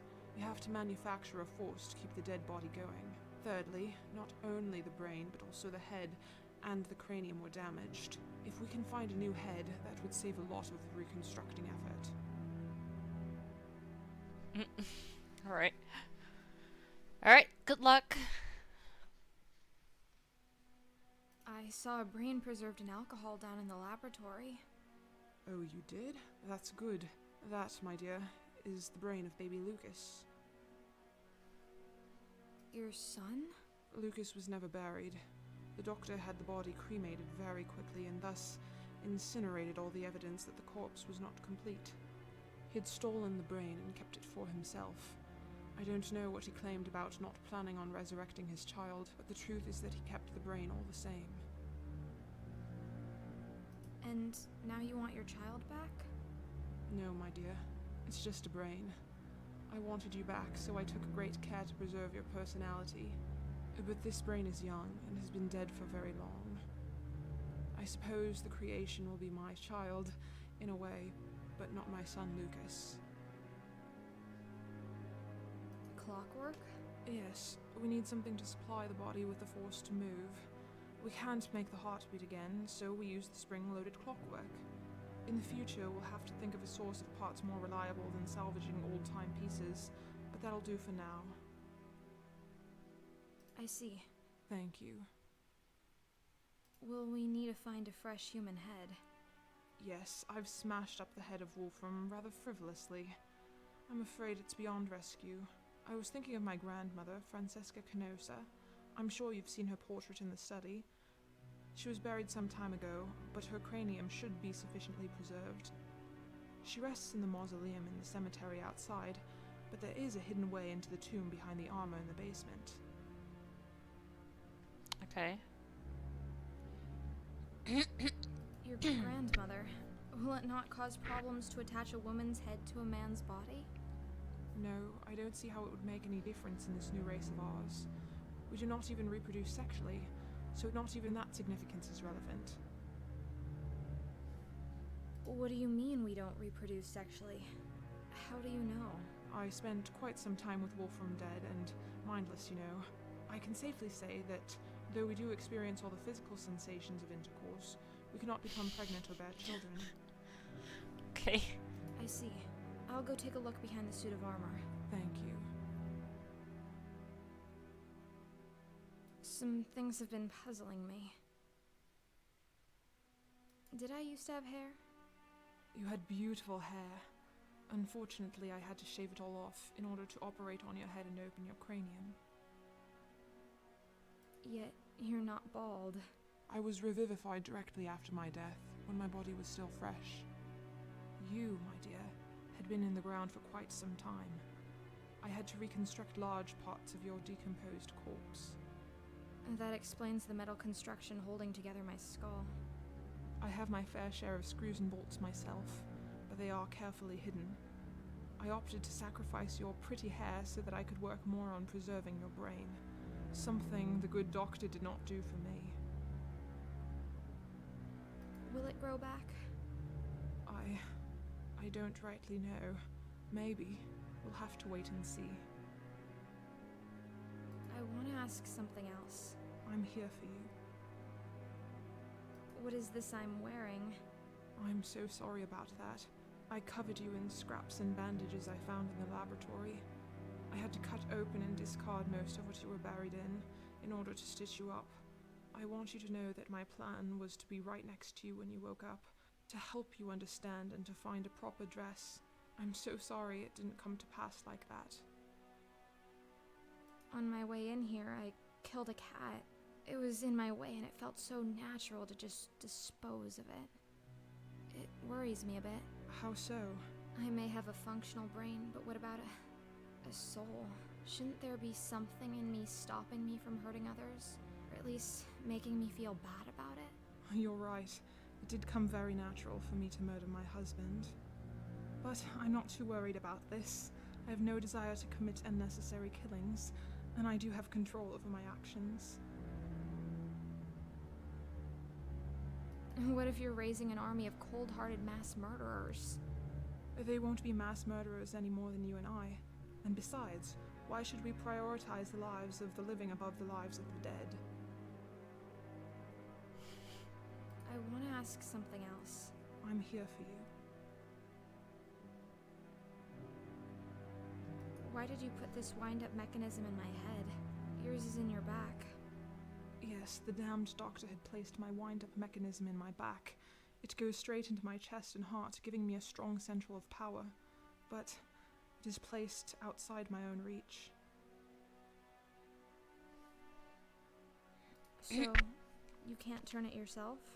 No, I can't. I have to depend on others. That's why I chose to put the key in the back of your head, well within reach of your own hands. I know what it means to not be in control of your own existence, and I will never put someone else in the situation I'm in. Hey, my son. Thank you so much for the check-in. I appreciate it. Thank you. Of course. I want to ask something else. I'm here for you. No, that I'll was start it. looking for the objects then. Thank you. Come talk to me if there's something you're unsure about.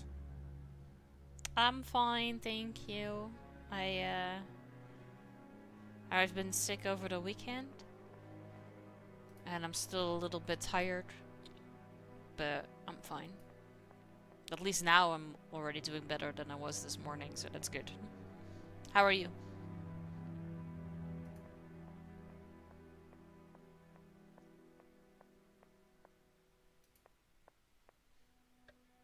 Alright, so,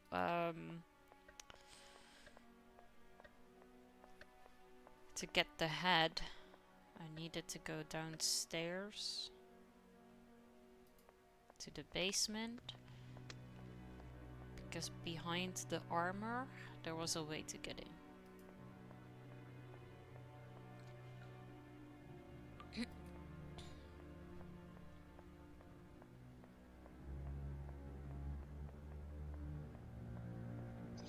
No pain, no gain, right?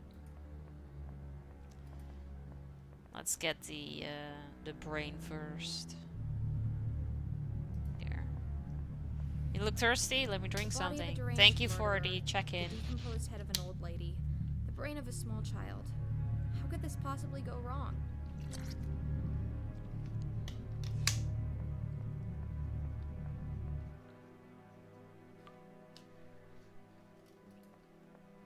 Belladonna was right. There is a secret switch behind Roland the poet. It's too dark down there. I won't see my hands in front of me unless I light the crypt up first. Sorry. Yes, I can lower the lantern into the hole. Amazing. I must be directly underneath the mausoleum in the cemetery.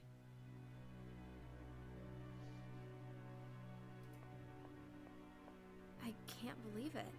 It's another letter. How did it end up down here? Clara. Huh.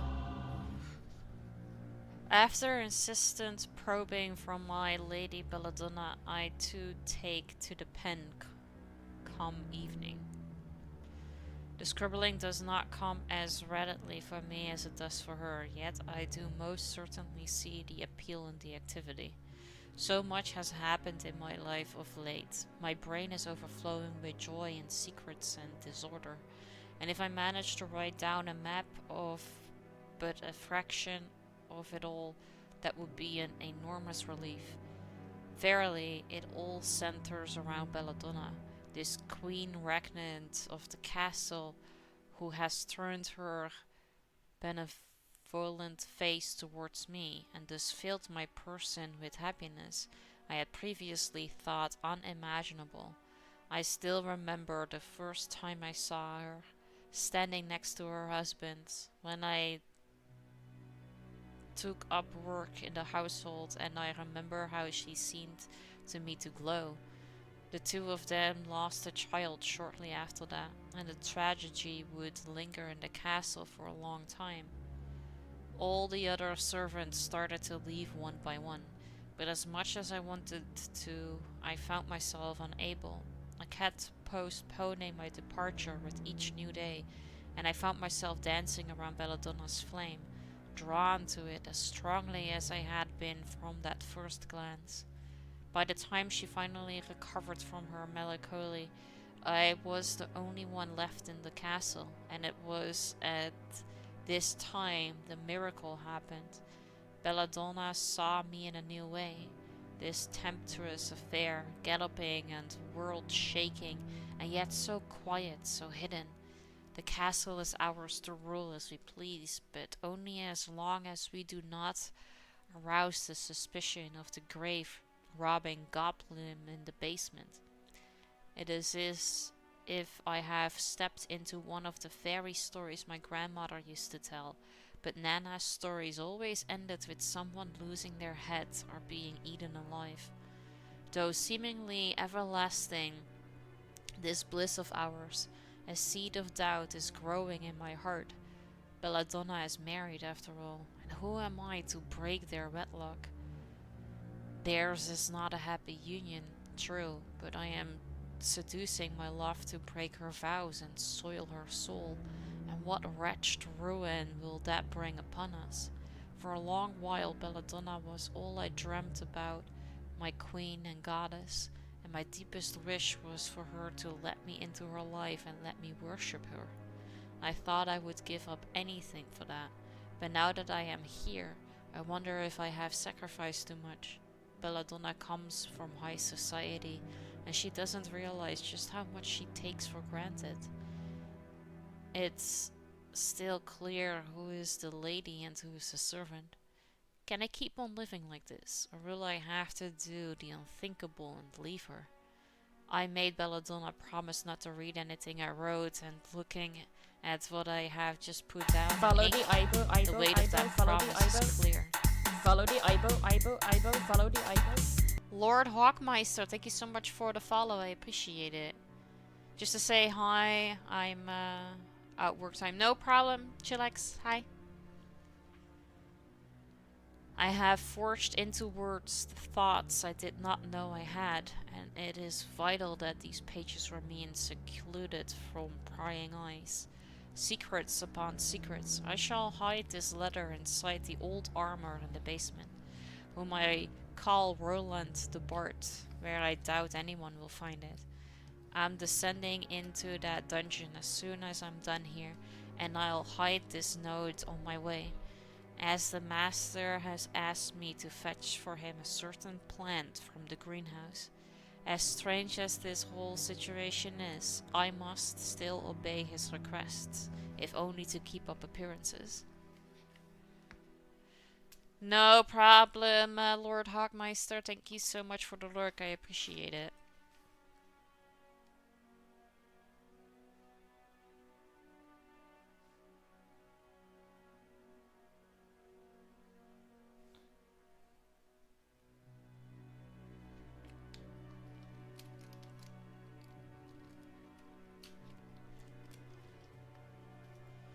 Lord Hawkmeister, the thing that I've just done is that I've written down your follow in my stream happenings book of 2025. That means that it is now official and there's no turning back, so welcome to the family.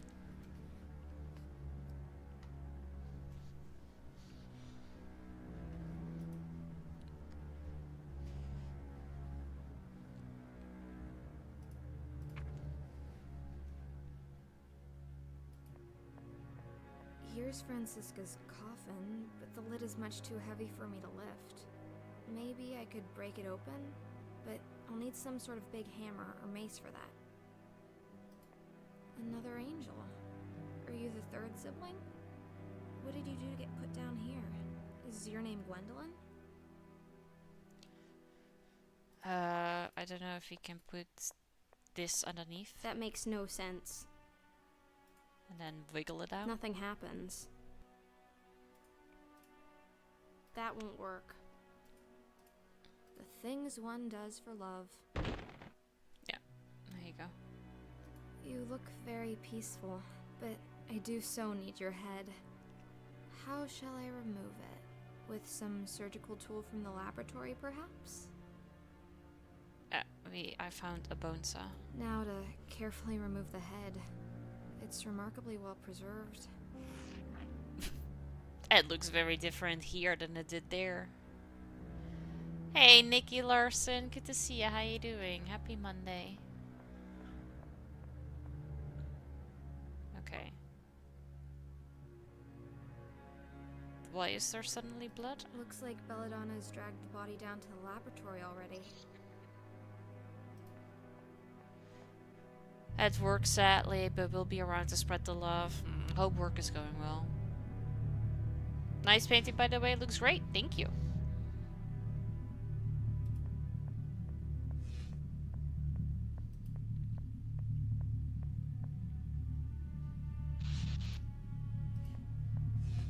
Thank you, dear. Thank you, dear. I needed clockworks too, right?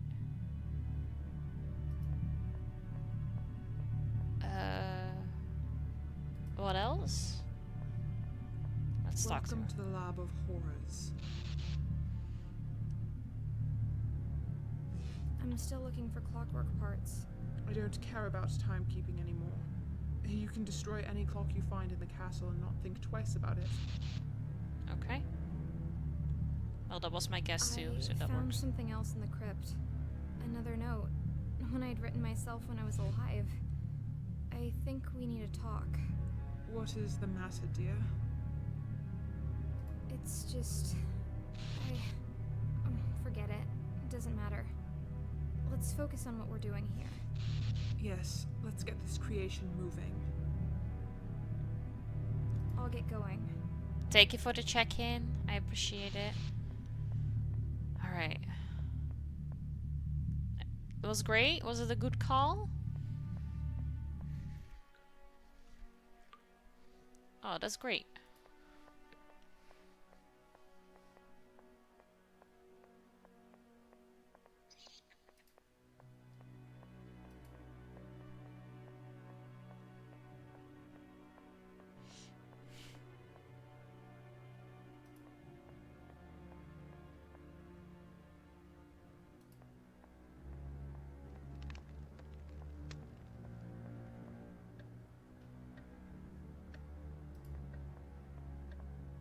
I hope the screwdriver works.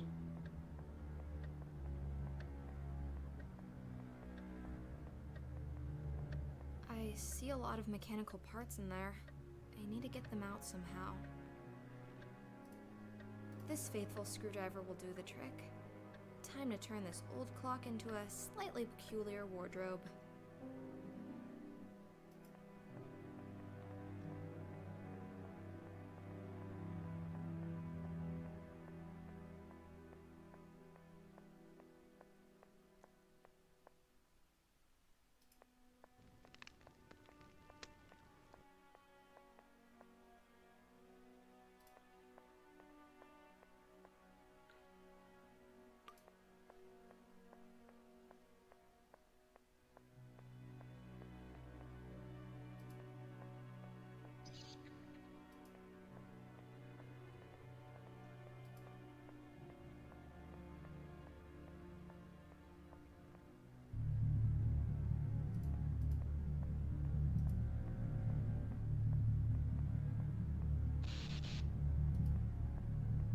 Thank you, dear.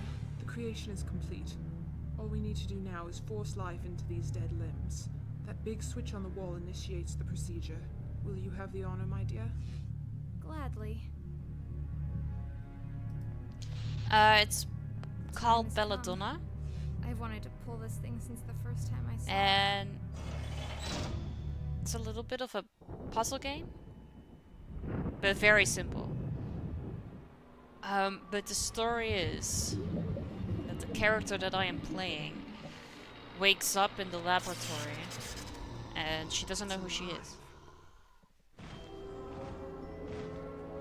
And as she is walking around, she finds journal pages from the doctor, his wife, and eventually one from herself. But this is the wife, and she and the doctor were married, and they lost a child. Then their marriage like derailed, and she started to have an affair with Clara. That was the character that we played. And the doctor found out, so the doctor killed Clara. And then eventually we died too. I think he killed us too. But he brought her back to life. And then she learned how to do it. Killed the doctor. Brought Clara back to life. And then we did some things to the doctor's body and brought him back to life.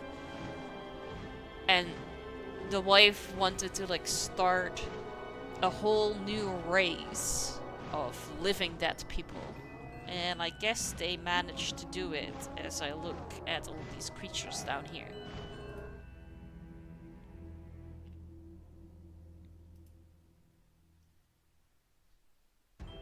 Didn't realize it was such a short game though.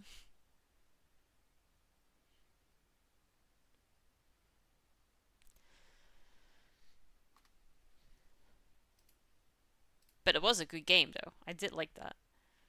I'm also kind of glad that the puzzles they put in weren't that extremely difficult. Because I thought that I would have a whole lot more trouble at being tired and sick over the weekend. Follow the Ibo, follow the Ibo. Follow the Ibo, follow the Ibo. Devil Snare, thank you so much for the follow. I appreciate it. How are you doing? Welcome in.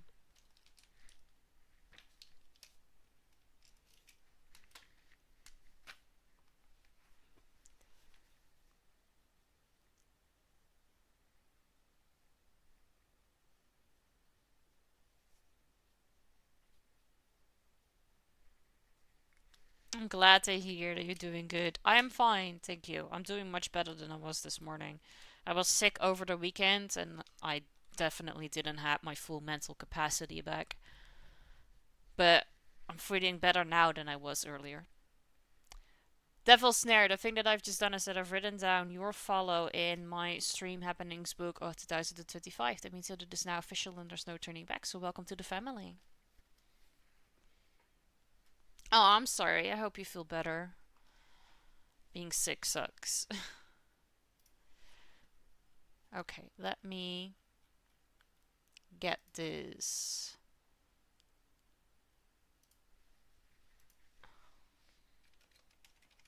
game out of the list for next year. Because we have now played it. This game doesn't have any achievements. So there's no need to replay this another time. And if I don't take it out right now, I am sure to forget to do that next time. Edit. Delete Belladonna. Alright, cool.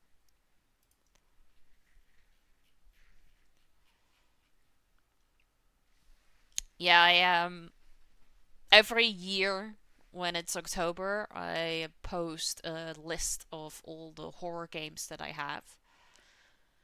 And then people in Discord can vote for whatever game it is that they want me to play. And Belladonna was one of those games.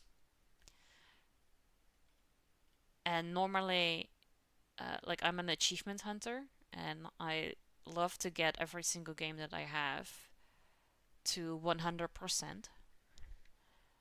But since this game doesn't have achievements, there's no need for us to replay it next time.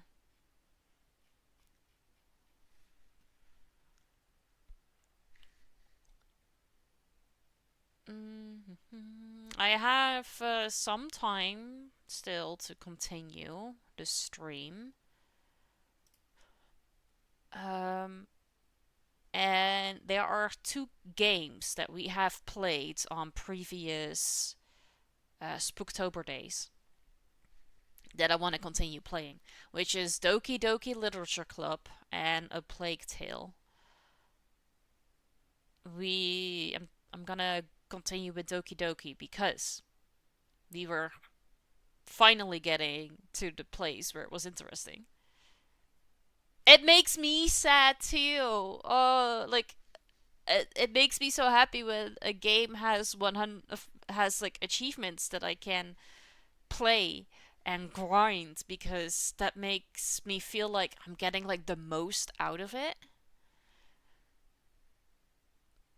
And I mean, the game was still good, but it could definitely use achievements. Even though it was just for like completing the game, you know? Like they don't have to be difficult or anything, but it just gives you a little extra push to play the game. Yeah, exactly. But there are also a lot of games that have achievements. And I'm like, this wasn't necessary. And I mostly think that with achievements that I cannot get. For instance, like, playing Outlast on nightmare difficulty without dying. Like, how the fuck am I supposed to do that? So sometimes I hate achievements, but most of the time I love them.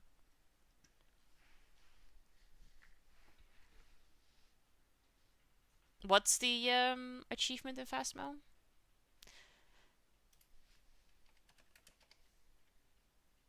Those are the worst runs, I know, right? So I have accepted the fact that there are some games I will never get 100%, but I will at least try to get all the others. I only have gotten 3 achievements from Phasmo. I don't play Phasmo enough. I suck at Phasmo. That's why I don't want to play it. You have to be killed by a demon within 1 minute of starting a game. You have no control over it though. It is totally random. Oh no, a minute is so fast. I don't even think the hunt starts in like a minute.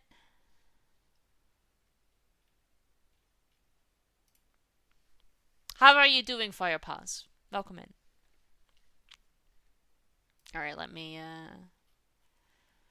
change the info.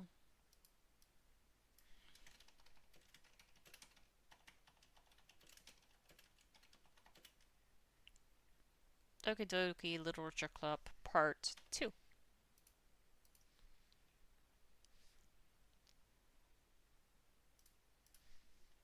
Doki Doki Literature Club.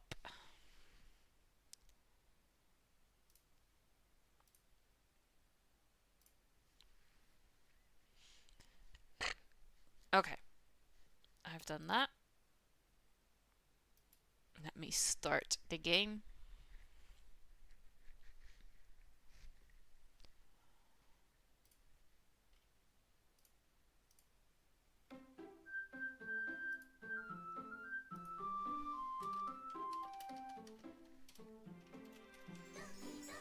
Alright. Now this sounds and looks like nothing horror. And I am still debating if I have been baited or not into playing this game thinking it is a horror game.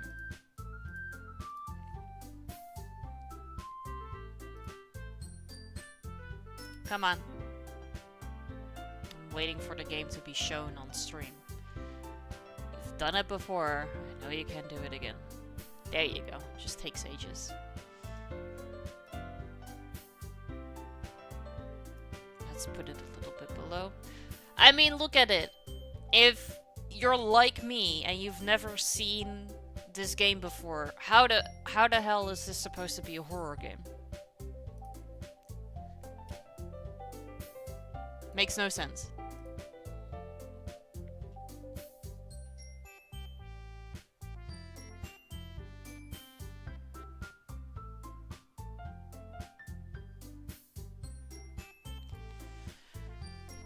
Yes, I feel a whole lot better now than I did this morning, thank you. I'm glad to hear you're doing good.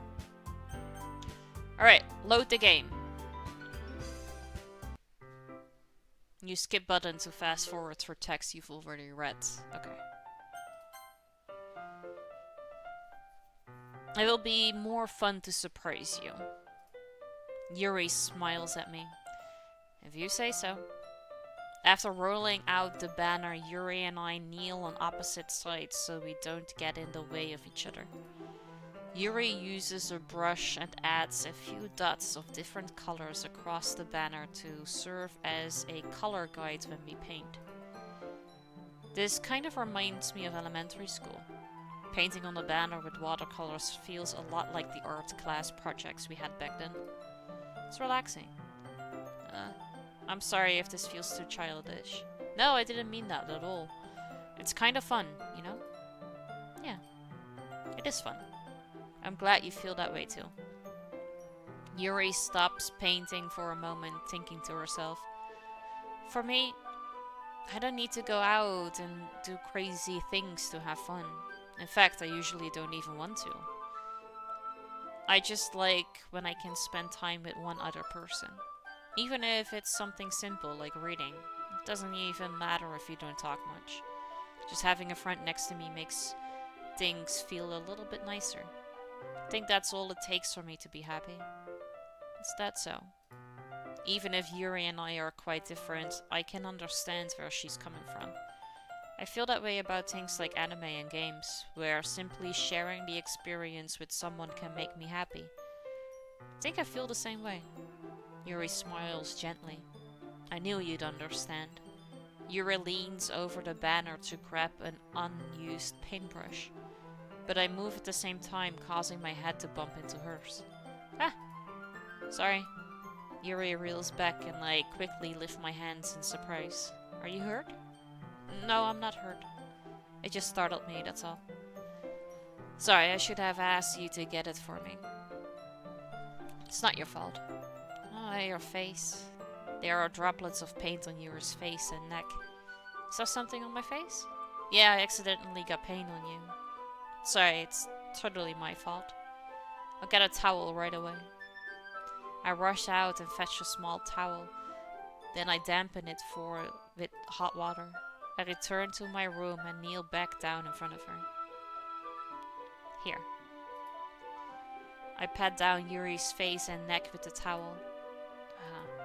Something wrong? It's hot. I just didn't expect it. Sorry. I didn't want to use cold water. Having finished, I start to retract my hand, but Yuri suddenly holds my wrist. Wait. Huh? Just for a little longer. It feels really nice. Keep my hand still against Yuri's neck. She looks into my eyes. It's an intense expression that I recognize from when she reads her books.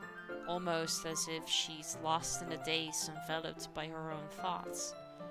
She breathes gently, half through slightly parted lips. What is happening? Is it the aroma of the jasmine oil giving me this dizzy feeling? Yuri's gentle fingers wrapped around my wrist sent a tingling sensation through my arm. And suddenly, her face seems to be much closer to mine than it was just a moment ago.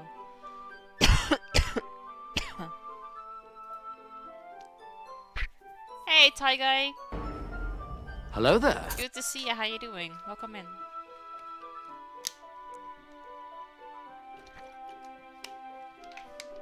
No, it's supposed to come after this. So we're gonna see and find out.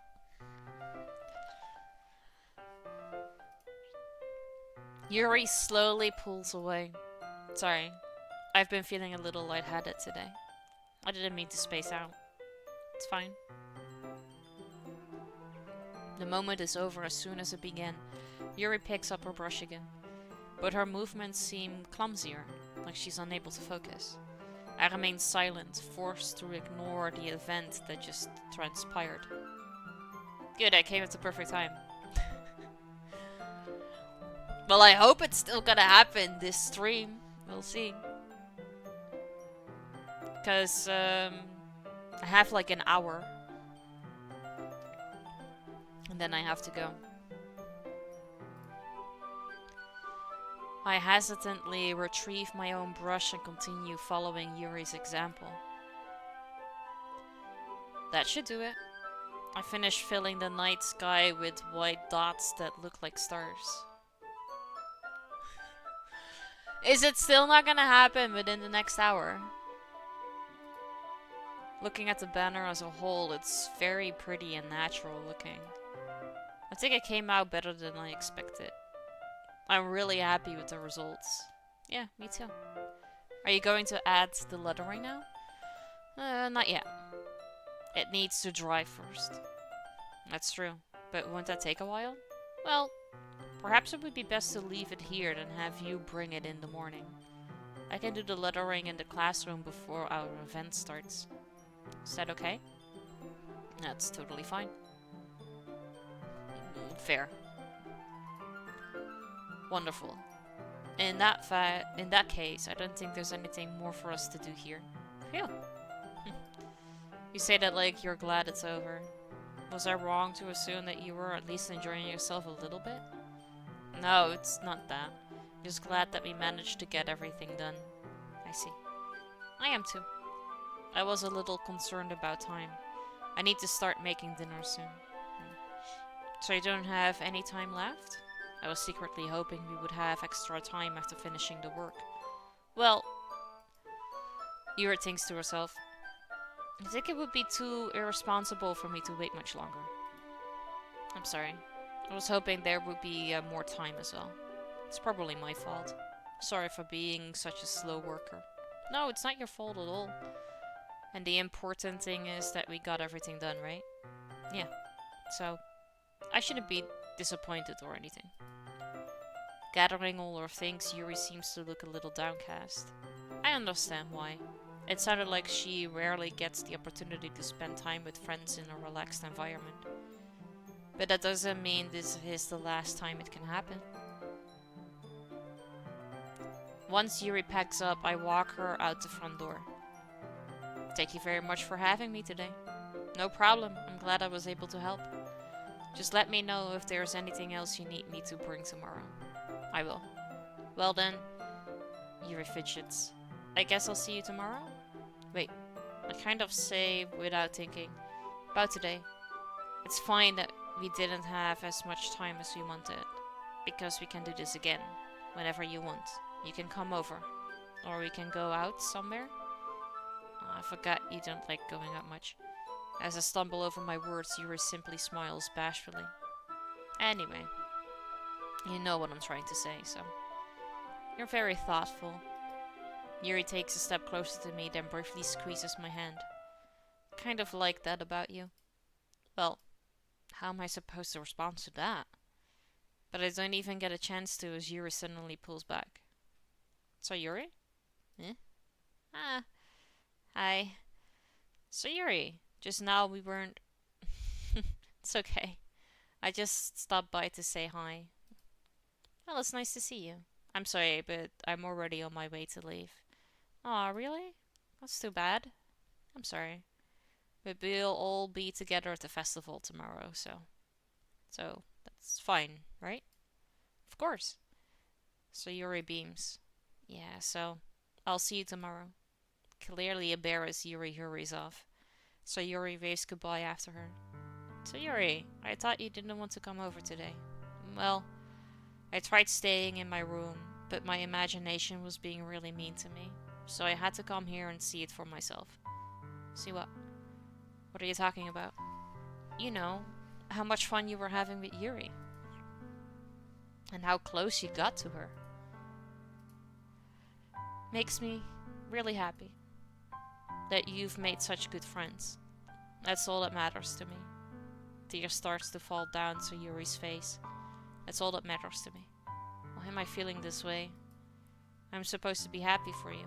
Why does it feel like my heart is splitting in half? It hurts so much. Everything hurts so much. This would be so much better if I could just disappear. Sayuri, don't say that.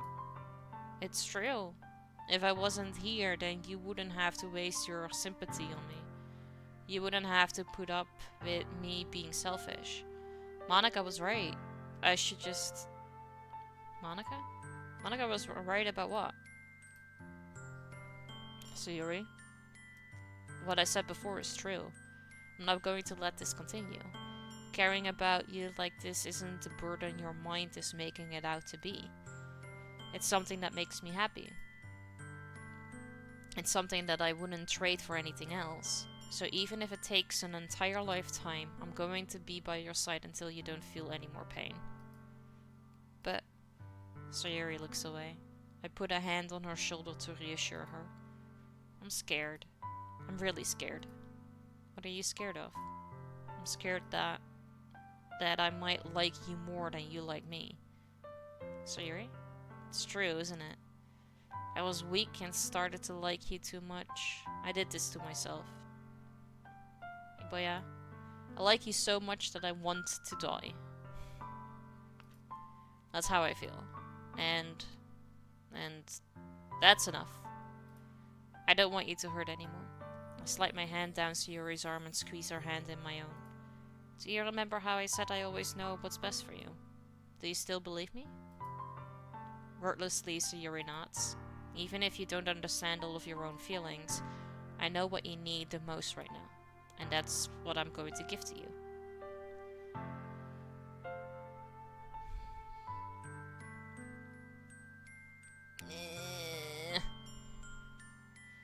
She wants me to say this, but I'm kinda on this path to go after Yuri.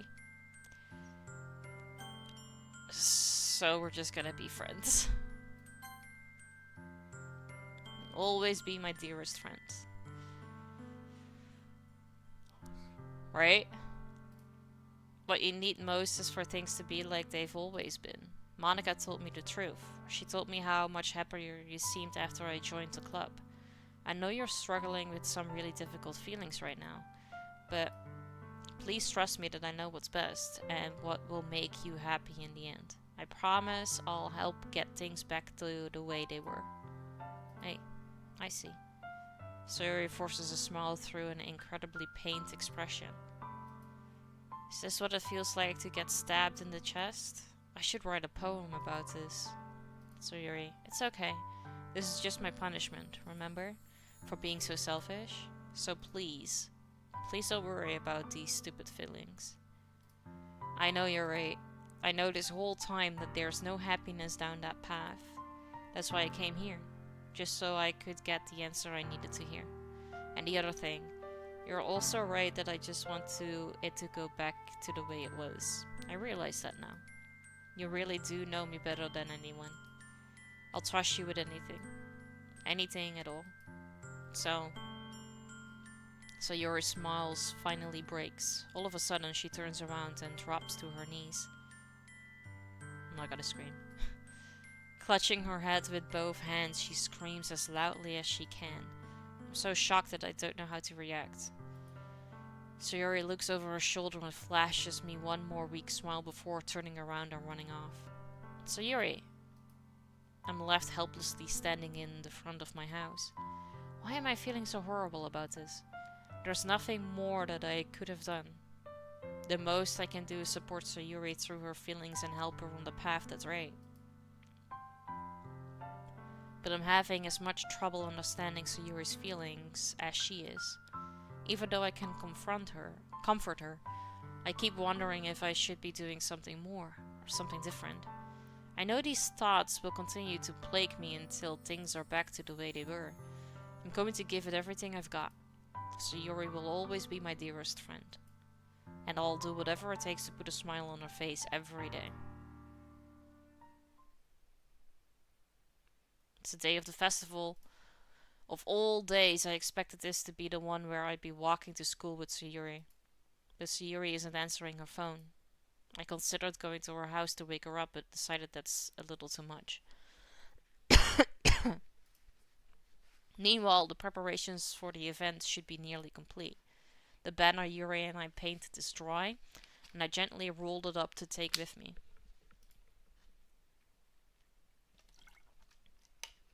She sent me a pleasant text reminding me not to forget anything, and I reassured her. Funnily enough, I probably feel the same way as Natsuki about the event. I'm more excited for it to be over so I can spend time with Sayuri and Yuri at the festival. But knowing Monica, I'm sure the event will be great too. But yeah, you're the first one here. Thanks for being early.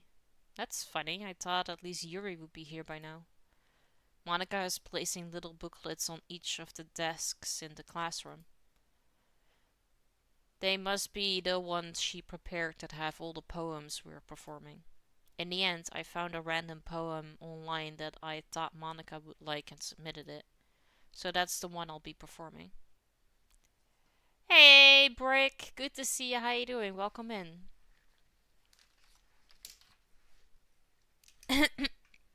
How you doing? I'm surprised you didn't bring Sayuri with you.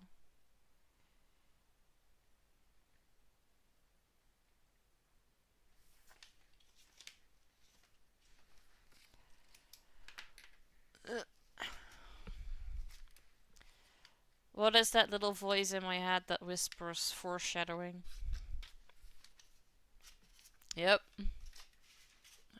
She might not be coming at all.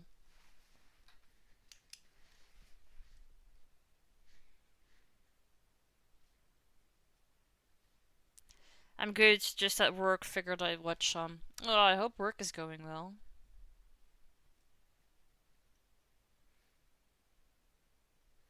More clothes? Alright.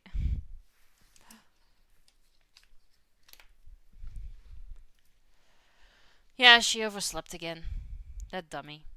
You'd think that on days this important, she'd try a little harder. I say that, but I suddenly remember what Sayuri told me yesterday, and I suddenly feel awful knowing it's not nearly that simple for her. I only said it because it's the way I'm used to thinking. But maybe I should have gone to wake her up after all. You should take a little responsibility for her.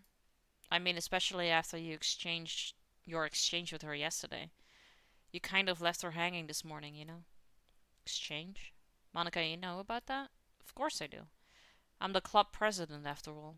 But, stammer, embarrassed. Did Sayuri really tell her about it that quickly? About how I basically turned down her confession? That makes me really seem like the bad guy here. But I'm the one who knows what's best for her, right? Jeez. You don't know the full story at all, so don't worry. Probably know a lot more than you think. Eh? Monica's being as friendly as usual, but for some reason I felt a chill down my spine after hearing that. Hey, do you want to check out the pamphlets? They came out really nice. Yeah, sure. I got one of the pamphlets laid out on the desks. Oh yeah, they really did. Something like this will definitely help people take the club more seriously.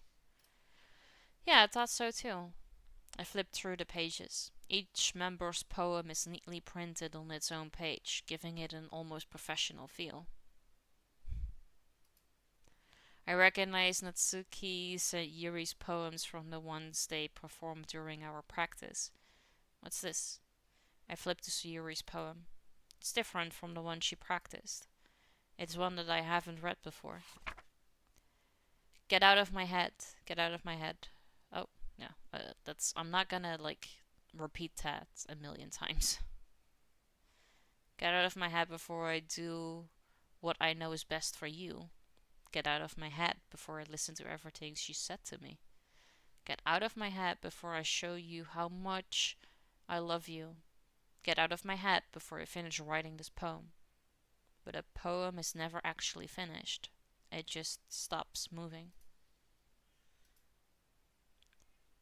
Ah. What is this? Reading the poem, I get a pit in my stomach. Iboya? What's wrong? Nothing. This poem feels completely different from everything else Sayuri's written. But more than that, I changed my mind. I'm going to go get Sayuri, so... Nah. Well, alright. Try not to take too long, okay? I quickly leave the classroom. Don't strain yourself.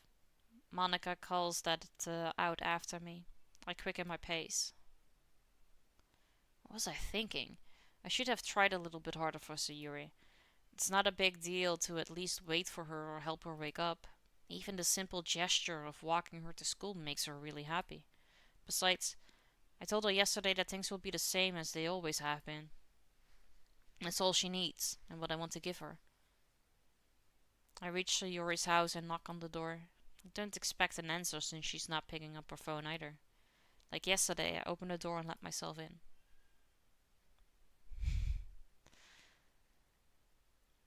I'm betting you it's not Sayuri's writing. You think it's Monica's? I mean, if it's not Sayuri's writing, then I feel like it probably is Monica's. She really is a heavy sleeper. I swallow. I can't believe I ended up doing this after all. Waking her up in her own house. Isn't that more like something a boyfriend would do? In any case, it just feels right. Outside Sayuri's room, I knock on her door. Sayuri? Wake up, dummy. There's no response. I really didn't want to have to enter her room like this. Yeah.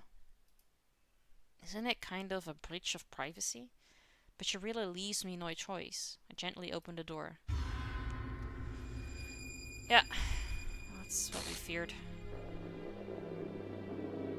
Poor Sayuri.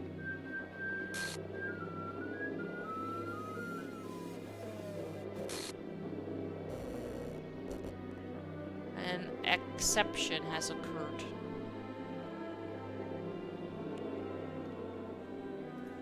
What the hell? Is this a nightmare? It has to be. This isn't real. There's no way this can be real. Sayuri wouldn't do this. Everything was normal up until a few days ago. That's why I can't believe what my eyes are showing me. Oh yeah, this definitely is an opener, isn't it? I suppressed the urge to vomit. Just yesterday, I told Sayuri I will be there for her. I told her I know what's best and that everything will be okay. Then why? Why would she do this? How could I be so helpless? What did I do wrong? Turning down her confession. That has to have been what pushed her over the edge. Her agonized scream still echoes in my ears. Why did I do that to her when she needed me the most? Why was I so selfish? This is my fault. My swarming thoughts keep telling me every day I could have done to prevent this.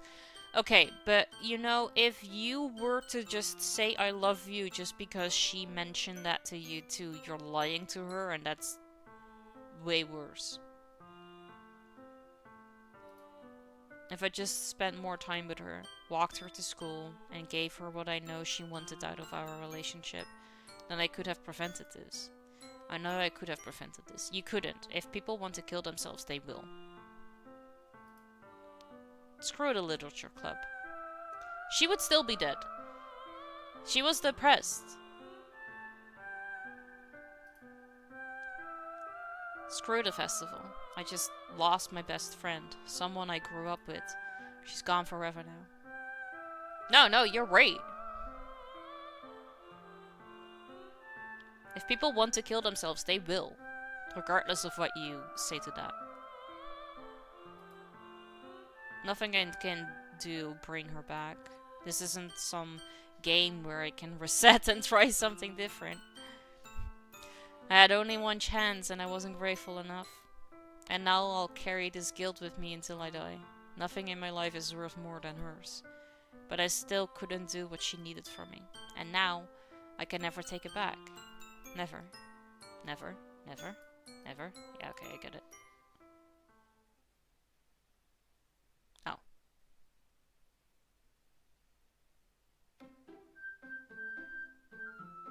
Multiple endings, yeah. Oh! She looks... She was just hanging out, yeah.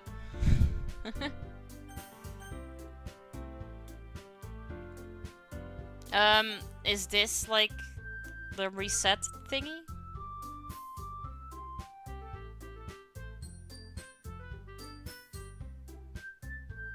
Because, I mean, I could click on load game, right? And then just start over again here? Or is this resetting?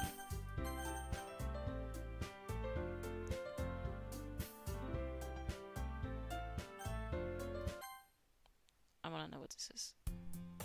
Ugh. Can't read that. I see an annoying girl running towards me from the distance, waving her arms in the air like this. Wait, hold on.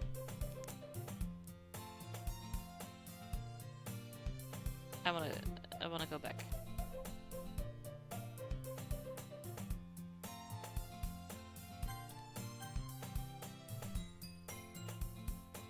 Yo, where's my safe?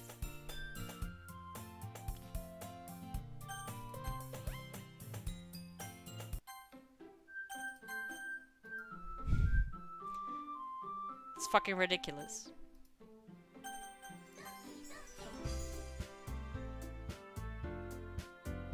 Do we have to do that all over again?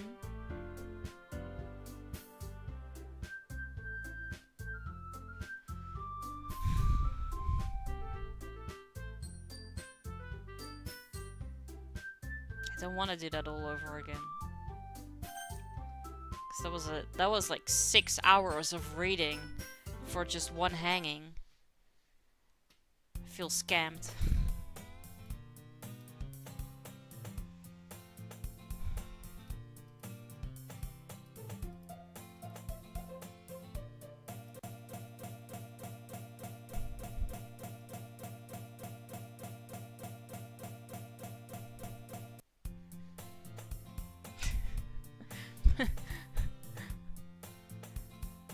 Mornings are usually the worst, being surrounded by couples and friends group walking to school together. Meanwhile, I've always walked to school alone. Did I? I don't know! Hey Basky, good to see you, how you doing? Welcome in.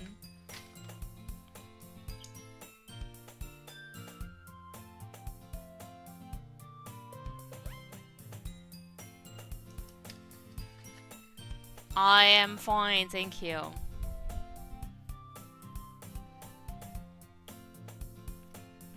I always tell myself it's about time I meet some girls or something like that.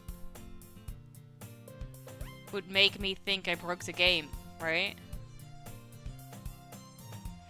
This was all a figment of my imagination. So Yuri never existed.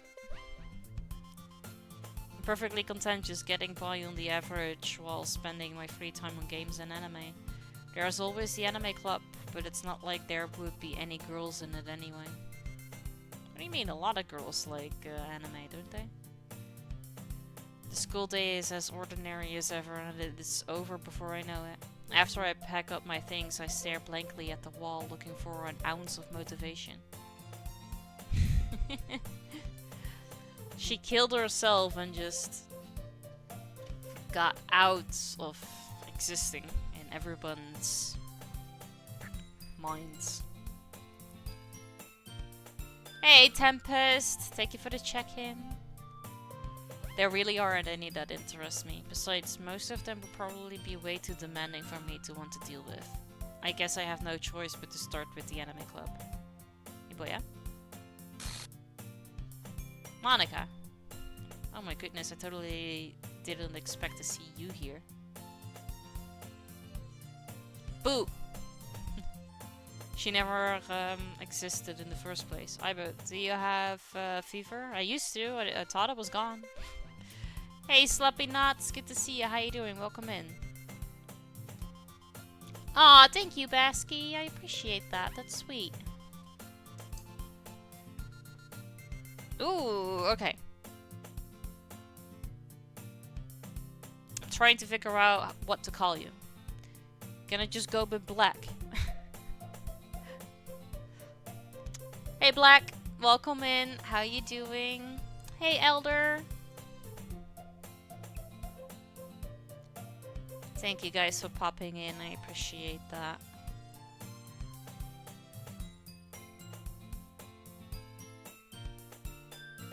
How are you guys doing on this fine Monday morning?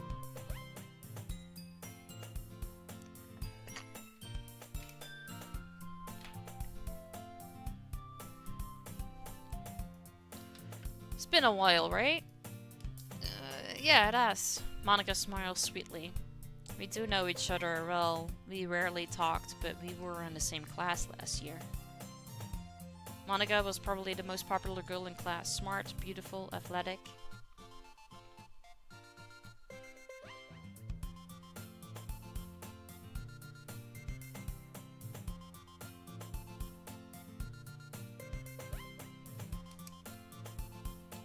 Basically completely out of my league, so having her smile at me so genuinely feels a little... What did you come over in here for anyway? Oh, I've just been looking for some supplies to use for my club. Do you know if there's any construction paper in here? Or markers? I guess you could check the closet. You're in the debate club, right? About that. I actually quit the debate club. Really? You quit? Yeah.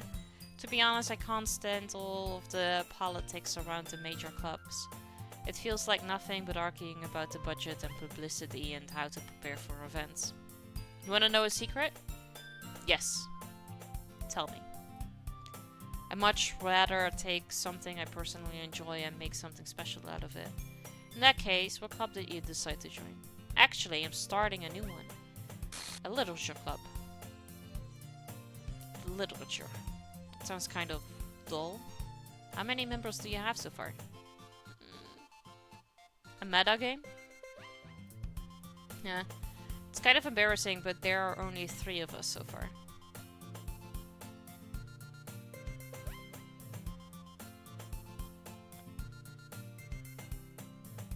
To Mimi. It's really hard to find new members for something that sounds so boring. Well, I can see that. But it's really not boring at all, you know? Literature can be anything. Reading, writing, poetry. I mean, one of my members even keeps her manga collection in the club room. Wait, really? Yeah, it's funny, right? She always insists that manga is literature, too. I mean, she's not wrong, I guess. And besides, a member's a member, right? Did Monica say she? Hey, Boya. By any chance, are you still looking for a club to join? I mean, I guess so, but in that case, is there any chance you could do me a big favor? I won't ask you to join, but if you could be the very least visit my club, it would make me really happy. Please? Well, I guess I have no reason to refuse. Besides, how could I ever refuse someone like Monica? Sure, I guess I could check it out. Ah, awesome. You're really sweet. You know that? It's nothing really. Shall we go then? I'll look for the materials another time. You're more important. Thanks, I guess. And thus, today marks the day I sold my soul to Monica and her irresistible smile. I timidly follow Monica across the school and upstairs, a section of the school I rarely visit, being generally used for third-year classes and activities. Monica, full of energy, swings open the classroom door. I'm back.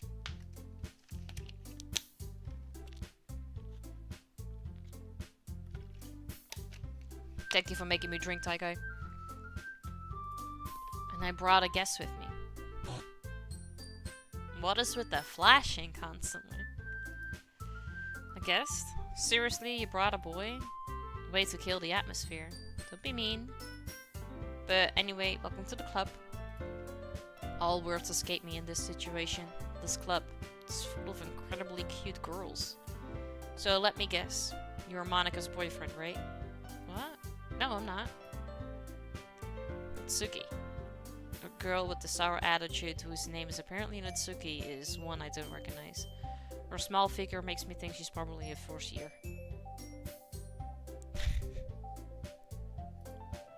Anyway, this is Natsuki, energetic as usual.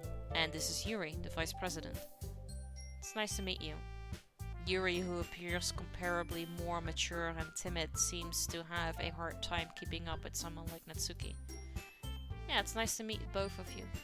So I ran into Iboya in a classroom and he decided to come check out the club.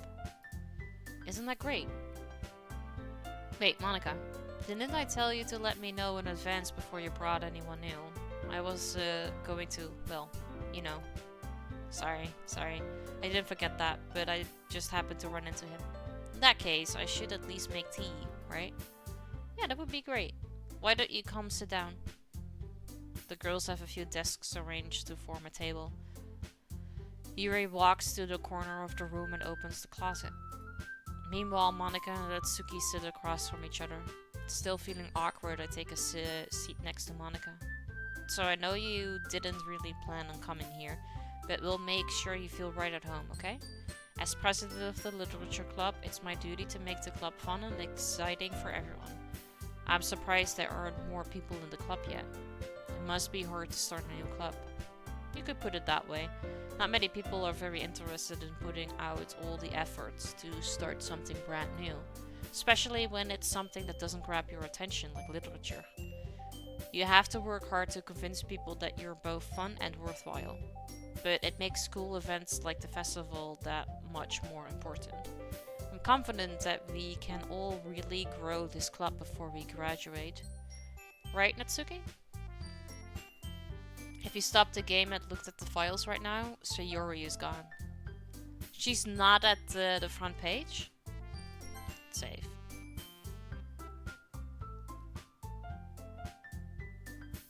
I mean, my previous save is also gone. So if I go to... I just saved, so this should be fine. Yeah, you have this. Does that happen to the others too? If we like continue with the game and more people die? Well, I guess. I went to do laundry and we totally changed games. Yeah, we did. I finished the other one. That only took me 2 hours. I didn't know it was that short of a game. Any of the interactions? Mitsuki reluctantly agrees. Such different girls, all interested in the same goal. Monika must have worked really hard just to find these two. Yuri returns to the table, carrying a tea set. She carefully places a teacup in front of each of us before setting down the teapot in the middle. I haven't finished that yet, but it was this game and a Plague Tale that I want to continue playing whenever we finish another game and I still have some time. But that was going pretty good, I think. I think we were at like chapter 8 or so, 8 or 9. I don't know how many chapters there still are, but it was going really well. Or at least I think it was.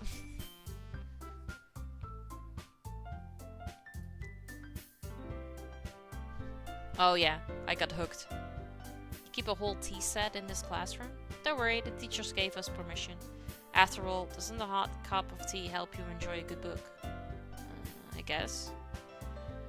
Don't let yourself get intimidated. Yuri's just trying to impress you. Some of the shorts from when you were playing Vlad Circus. Oh yeah, they got posted. Yeah.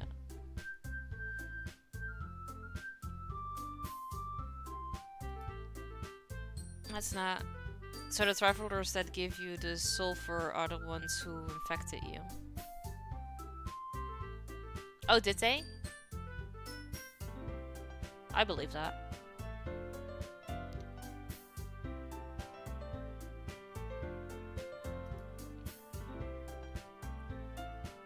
It meant that, you know, I believe you. Well, tea and reading might not be a pastime for me, but I at least enjoy tea. I'm glad. Yuri faintly smiles to herself in relief. So, what kinds of things do you like to read? Well, considering how little I've read these past few years, I don't really have a good way of answering that. Manga? I'll mutter quietly to myself, half joking. Natsuki's head suddenly perks up. Looks like she wants to say something, but she keeps quiet. Not much of a reader, I guess. Well, that can change. What am I saying? I spoke without thinking after seeing Yuri's sad smile. Anyway, what about you? Well, let's see. Yuri traces the rim of her teacup with her finger. My favorites are usually novels that build deep and complex fantasy worlds. The level of creativity and craftsmanship behind them is amazing to me. And telling a good story in such a foreign world is equally impressive. Yuri goes on, clearly passionate about her reading. She seemed so reserved and timid since the moment I walked in, but it's obvious by the way her eyes light up that she finds her comfort in the worlds of books, not people. But you know, I feel like a lot of things... It's the same. Do I also have to write down 1,000,000 poems? Stories with deep psychological elements usually immerse me as well. Isn't it amazing how a writer can so deliberately take advantage of your own lack of imagination to completely throw you for a loop? Anyway, I've been reading a lot of horror lately. I read a horror book once. Desperately grasp something I can relate to at a minimal level. At this rate, Yuri might as well be having a conversation with a rock. I'd expect that from you, Yuri. It suits your personality. Oh, is that so? Really, if a story makes me think or takes me to another world, then I really can't put it down. Surreal horror is often very successful at changing the way you look at the world, if only for a brief moment. Arc 1 out of 4. Okay. Ugh, I hate horror. Oh, why is that? Well, Natsuki's eyes dart over me for a split second. Never mind. That's right, you usually like to write about cute things, don't you? What? What gives you that idea? You left a piece of scrap paper behind last club meeting. It looked like you were working on a poem called Don't Say It Out Loud. And give that back. Fine, fine. Natsuki, you wrote your own poems? If you write your own poems? Well, I guess sometimes. Why do you care? I think that's impressive. Why don't you share them sometime? No. Natsuki averted her eyes. You wouldn't like them. Not a very confident writer yet. I understand how Natsuki feels. Sharing that level of writing takes more than just confidence. The truest form of writing is writing to oneself. You must be willing to open up to your readers, exposing your vulnerabilities and showing even the deepest reaches of your heart. Do you have writing experience too, Yuri?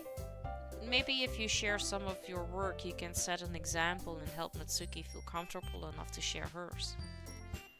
Guess it's the same for Yuri? We all sit in silence for a moment. Hey, I just got an idea. How about this? Natsuki and Yuri look quizzically at Monika. Let us all go home and write a poem of our own. Then next time we meet, we'll all share them with each other. That way, everyone is even. I mean, I thought it was a good idea. Well, I think you're right. We should probably start finding activities for all of us to participate in together. I did decide to take on the responsibility of vice president after all. I need to do my best to nurture the club as well as its members. Besides, now that we have a new member, it seems like a good step for us to take. Do you agree as well? Hold on, there's still one problem. What's that? Now that we've reached the most important topic, I bluntly come forward with what's been on my mind this entire time. I never said I would join the club. Monika may have convinced me to stop by, but I never made any decision. I still have other clubs to look at, and I lose my train of thought. All three girls stare back at me with dejected eyes. But I'm sorry, I thought. The girls exchange glances before Monika turns back to me. I guess I need to tell you the truth. The thing is, we don't have enough members yet to form an official club. We need 4. And I've been trying really, really hard to find new members. And if we don't find one more before the festival, I'm defenseless against these girls. How am I supposed to make a clear-headed decision when it's like this? I would feel terrible for letting everyone down in this situation. And besides, the club itself seems pretty relaxed. So if writing poems is the price I need to pay in order to spend every day with these beautiful girls... Right. Okay, I've decided then. I'll join the literature club. One by one the girls' eyes light up. Oh my goodness, really? Do you really mean that? Yeah. It could be fun, right? You really did scare me for a moment. I mean, if you really just left after all this, I would be super pissed. I'm so happy. We can become an official club now. Thank you so much for this. You're really amazing. I'll do everything I can to give you a great time, okay? Thanks, I guess. Okay, everyone. I think with that we can officially end today's meeting on a good note. Everyone remember tonight's assignment. Write a poem to bring to the next meeting so we can all share. Monika looks over at me once more. But I look forward to seeing how you express yourself. Yeah. Can I really impress the class star Monika with my mediocre writing skills? I already feel the anxiety welling up inside me. Meanwhile, the girls continue to chit-chat as Yuri cleans up the tea set. I guess I'll be on my way then. I'll see you tomorrow. I can't wait. With that, I depart the club room and make my way home. The whole way, my mind wanders back and forth between the 3 girls. Natsuki, Yuri, and of course Monika. Will I really be happy spending every day after school in a literature club? Perhaps I'll have the chance to grow closer to one of these girls. Alright. I'll just need to make the most of my circumstances, and I'm sure good fortune will find me. And I guess that starts with writing a poem tonight. You have unlocked a special poem. Would you like to read it? Yes.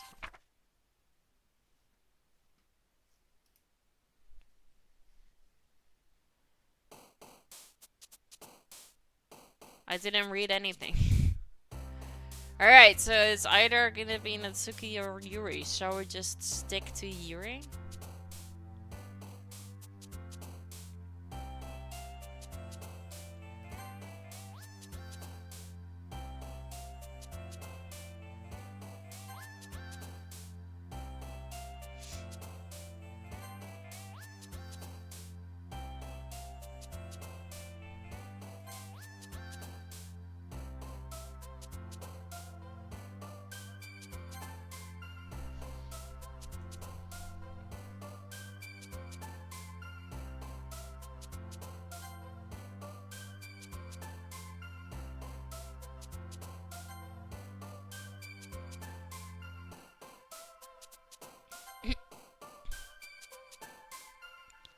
The process is underway. They are reviewing my details. Awesome, that's great.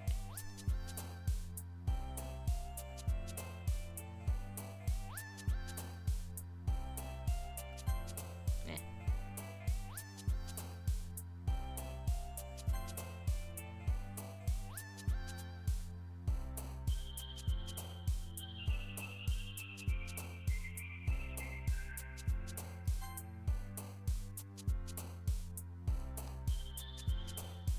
Nice.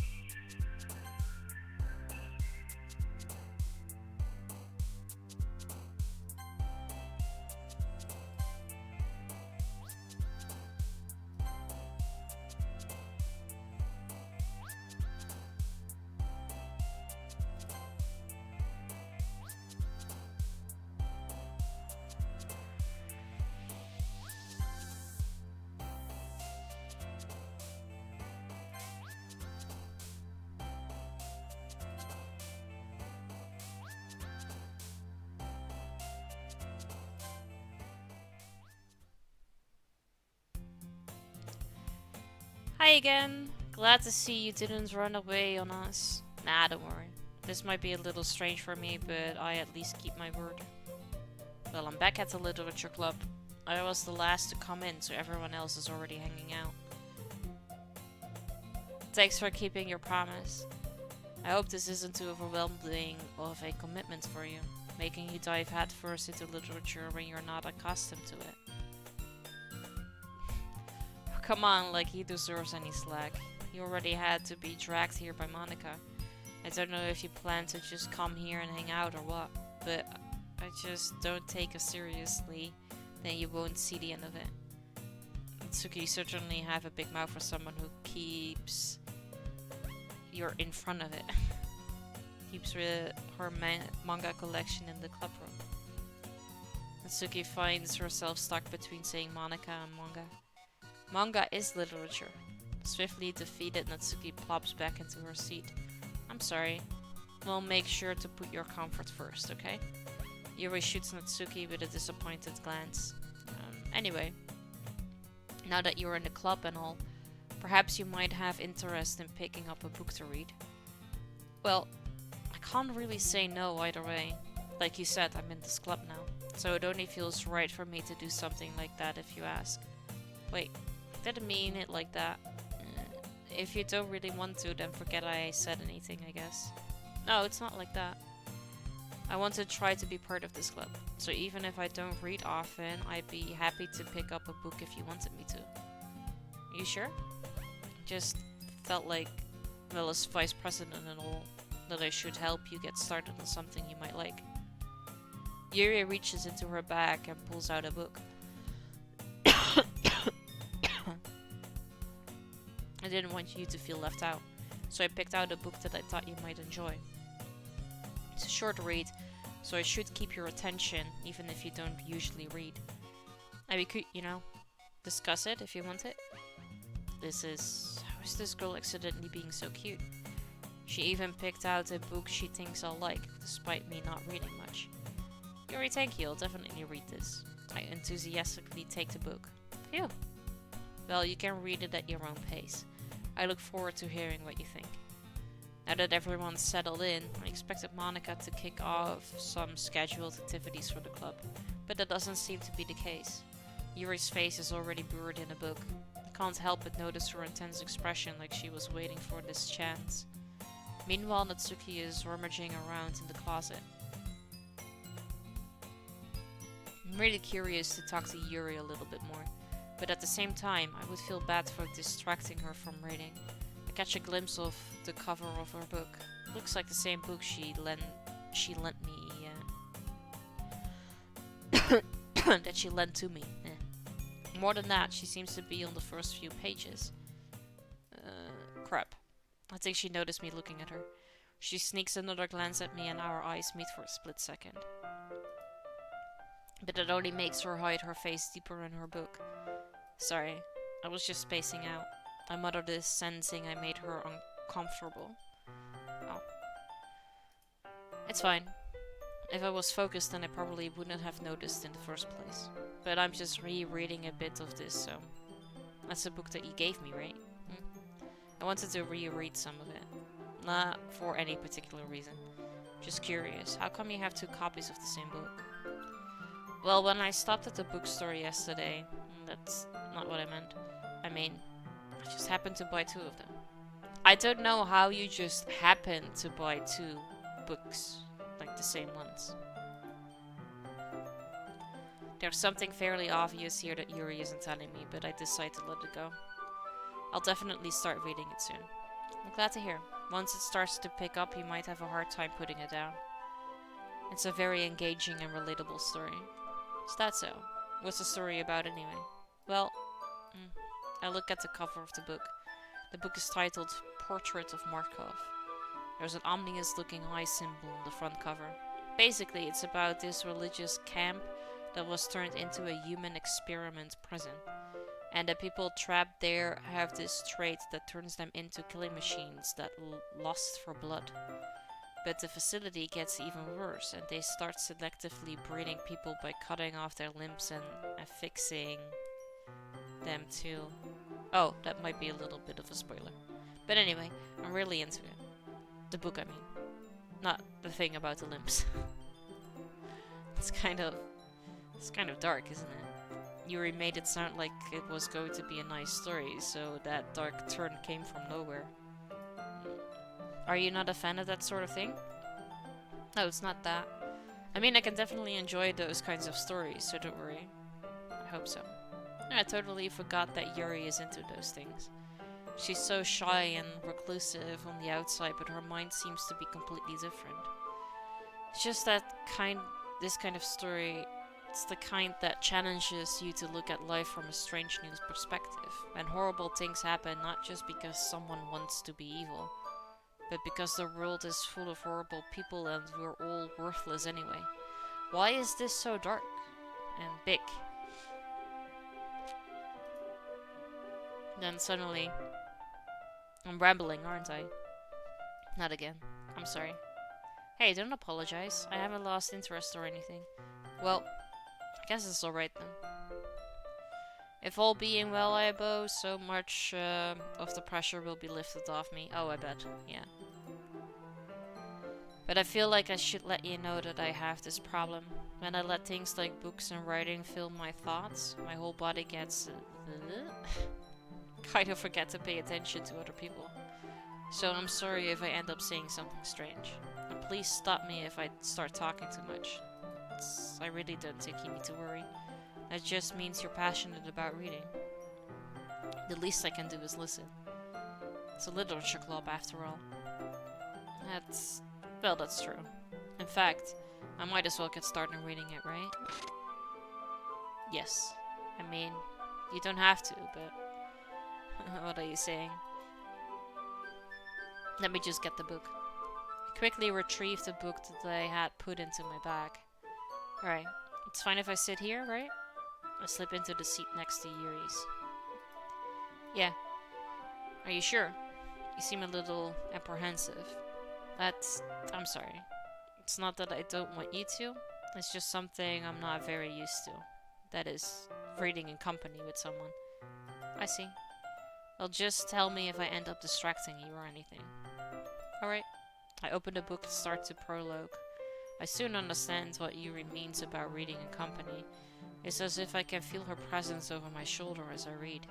It's not a particularly bad thing. Maybe a little distracting, but the feeling is somewhat comforting.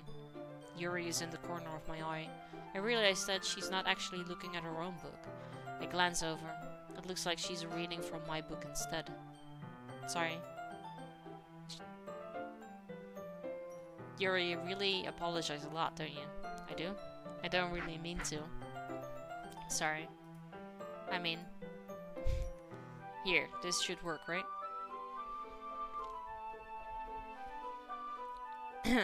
Alright. I have to save. And I have to go. Well, at least we got one hanging. Now I wonder what's gonna happen next though. Because if another person is gonna die, then they only have 3 people total for the literature club. So how is this still gonna be a club then?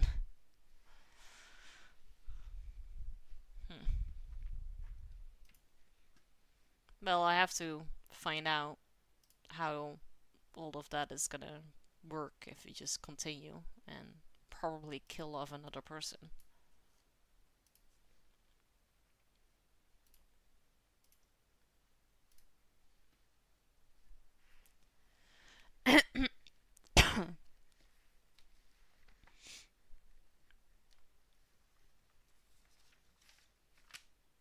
Alright, let me go through my list. Let's see.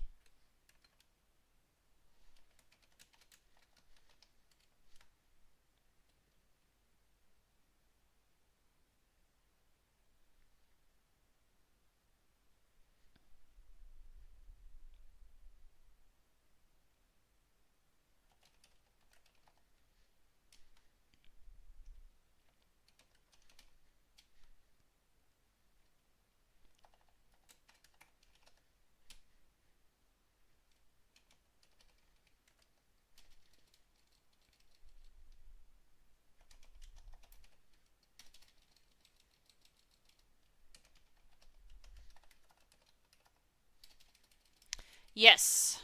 Normally I can go on a little while longer, but because my parents normally watch Keelan and Aiden on Monday, but my parents are on vacation. That means that I have to pick up Keelan from school myself today, so I cannot continue stream longer than right now.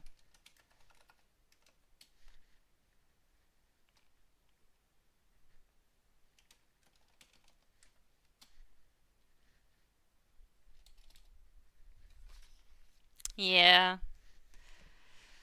That will be the case for like the next 3 weeks.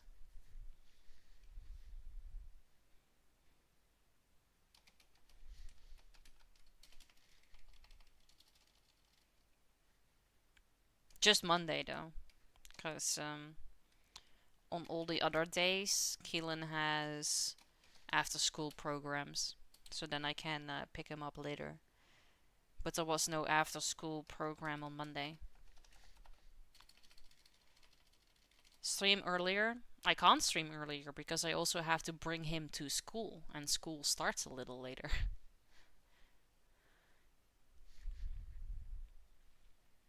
School starts at like 8:30, so I have to bring him to school then.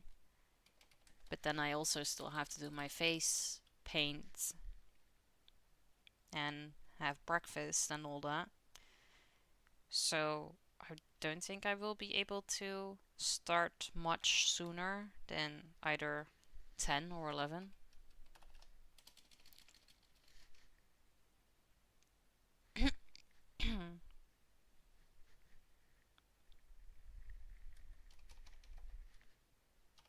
And if I wasn't that extremely tired this morning, I might have been able to start at 10 instead of 11, but I just didn't have the energy.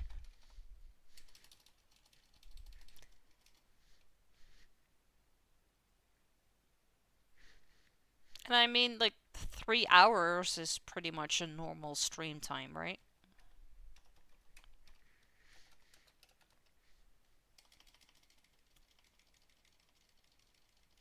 Just on Monday. I should be able to stream a little bit longer on the other days.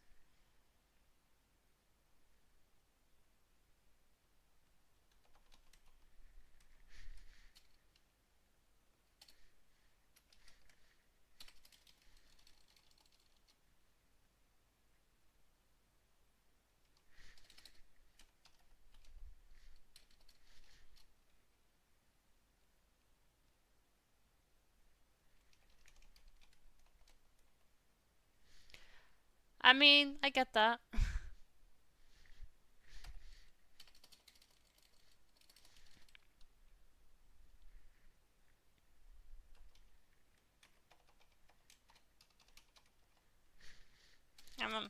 Even though it's just been 3 hours today, I'm still pretty happy with today's stream. Because we finished one game. Finally saw some action in another.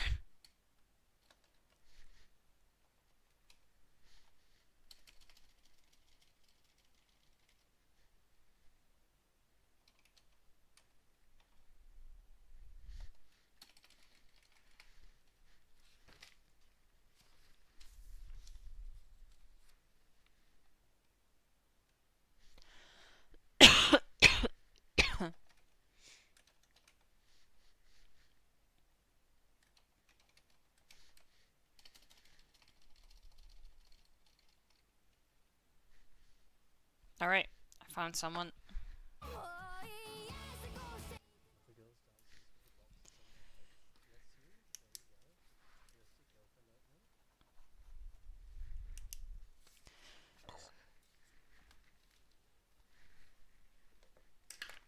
Alright. We are gonna go and raid, so I would appreciate it if you guys would copy and paste the raid message. Make sure that you don't have the space in front of the / because otherwise the cursor doesn't work. And if you are not a sub, then feel free to change the emote. For everyone that is in chat but not yet on Discord, feel free to join so you don't miss out on any of the fun, meaning every Wednesday's movie night. My special thanks of the day go to Abbott for the follow, Eben for the bits, to White Hunter, Reaper Alice, Uncle Respect, Dark Tiger, Lord Hawkmeister, and Devil Snare for the follow. Thank you guys so much. I really appreciate that. We are gonna go say hi to Sad Fan. He is currently playing Oxygen Not Included. I will be back again tomorrow. And tomorrow we are gonna be playing... what was my schedule again?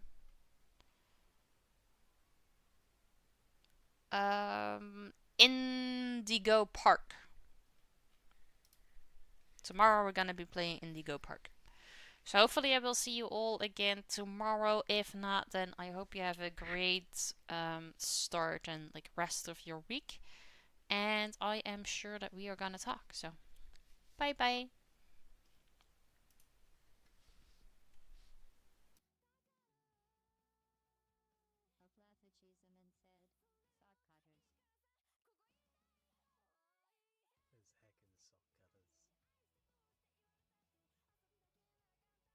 Bling. Bling. Bling. Bling. Bling. Bling.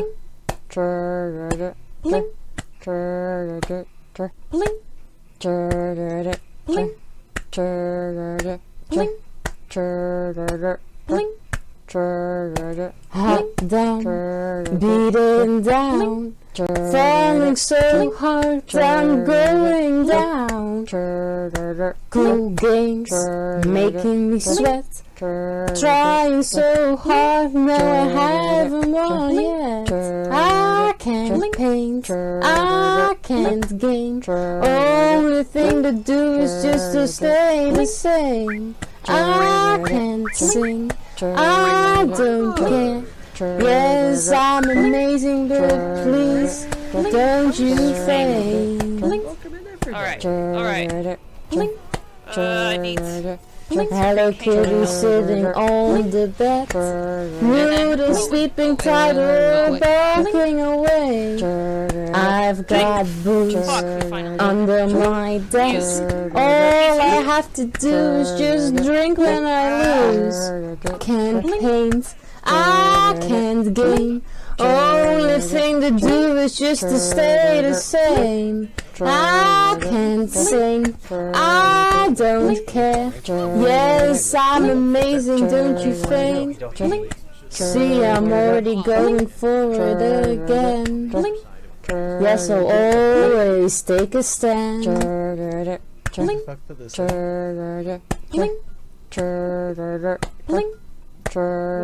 Everybody, I'm sad.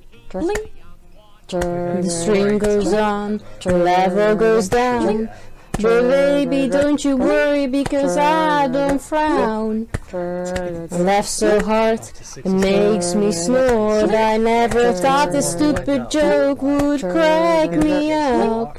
I can't paint, I can't game. Only thing to do is just to stay the same. I can't sing, I don't care. Yes, I'm amazing, don't you faint? All those little jokes all the time. Everyone, please give up. Nothing truly bad, no, it's alright. Having a blast with some friends. Good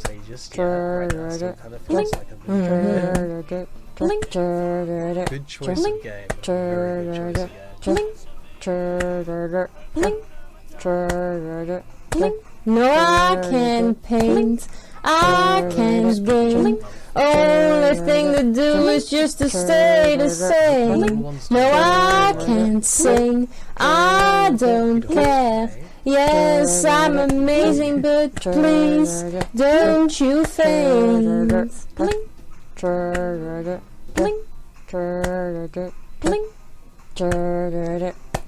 No, I can't paint.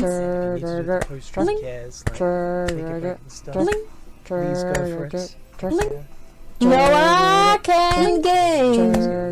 You'll still play.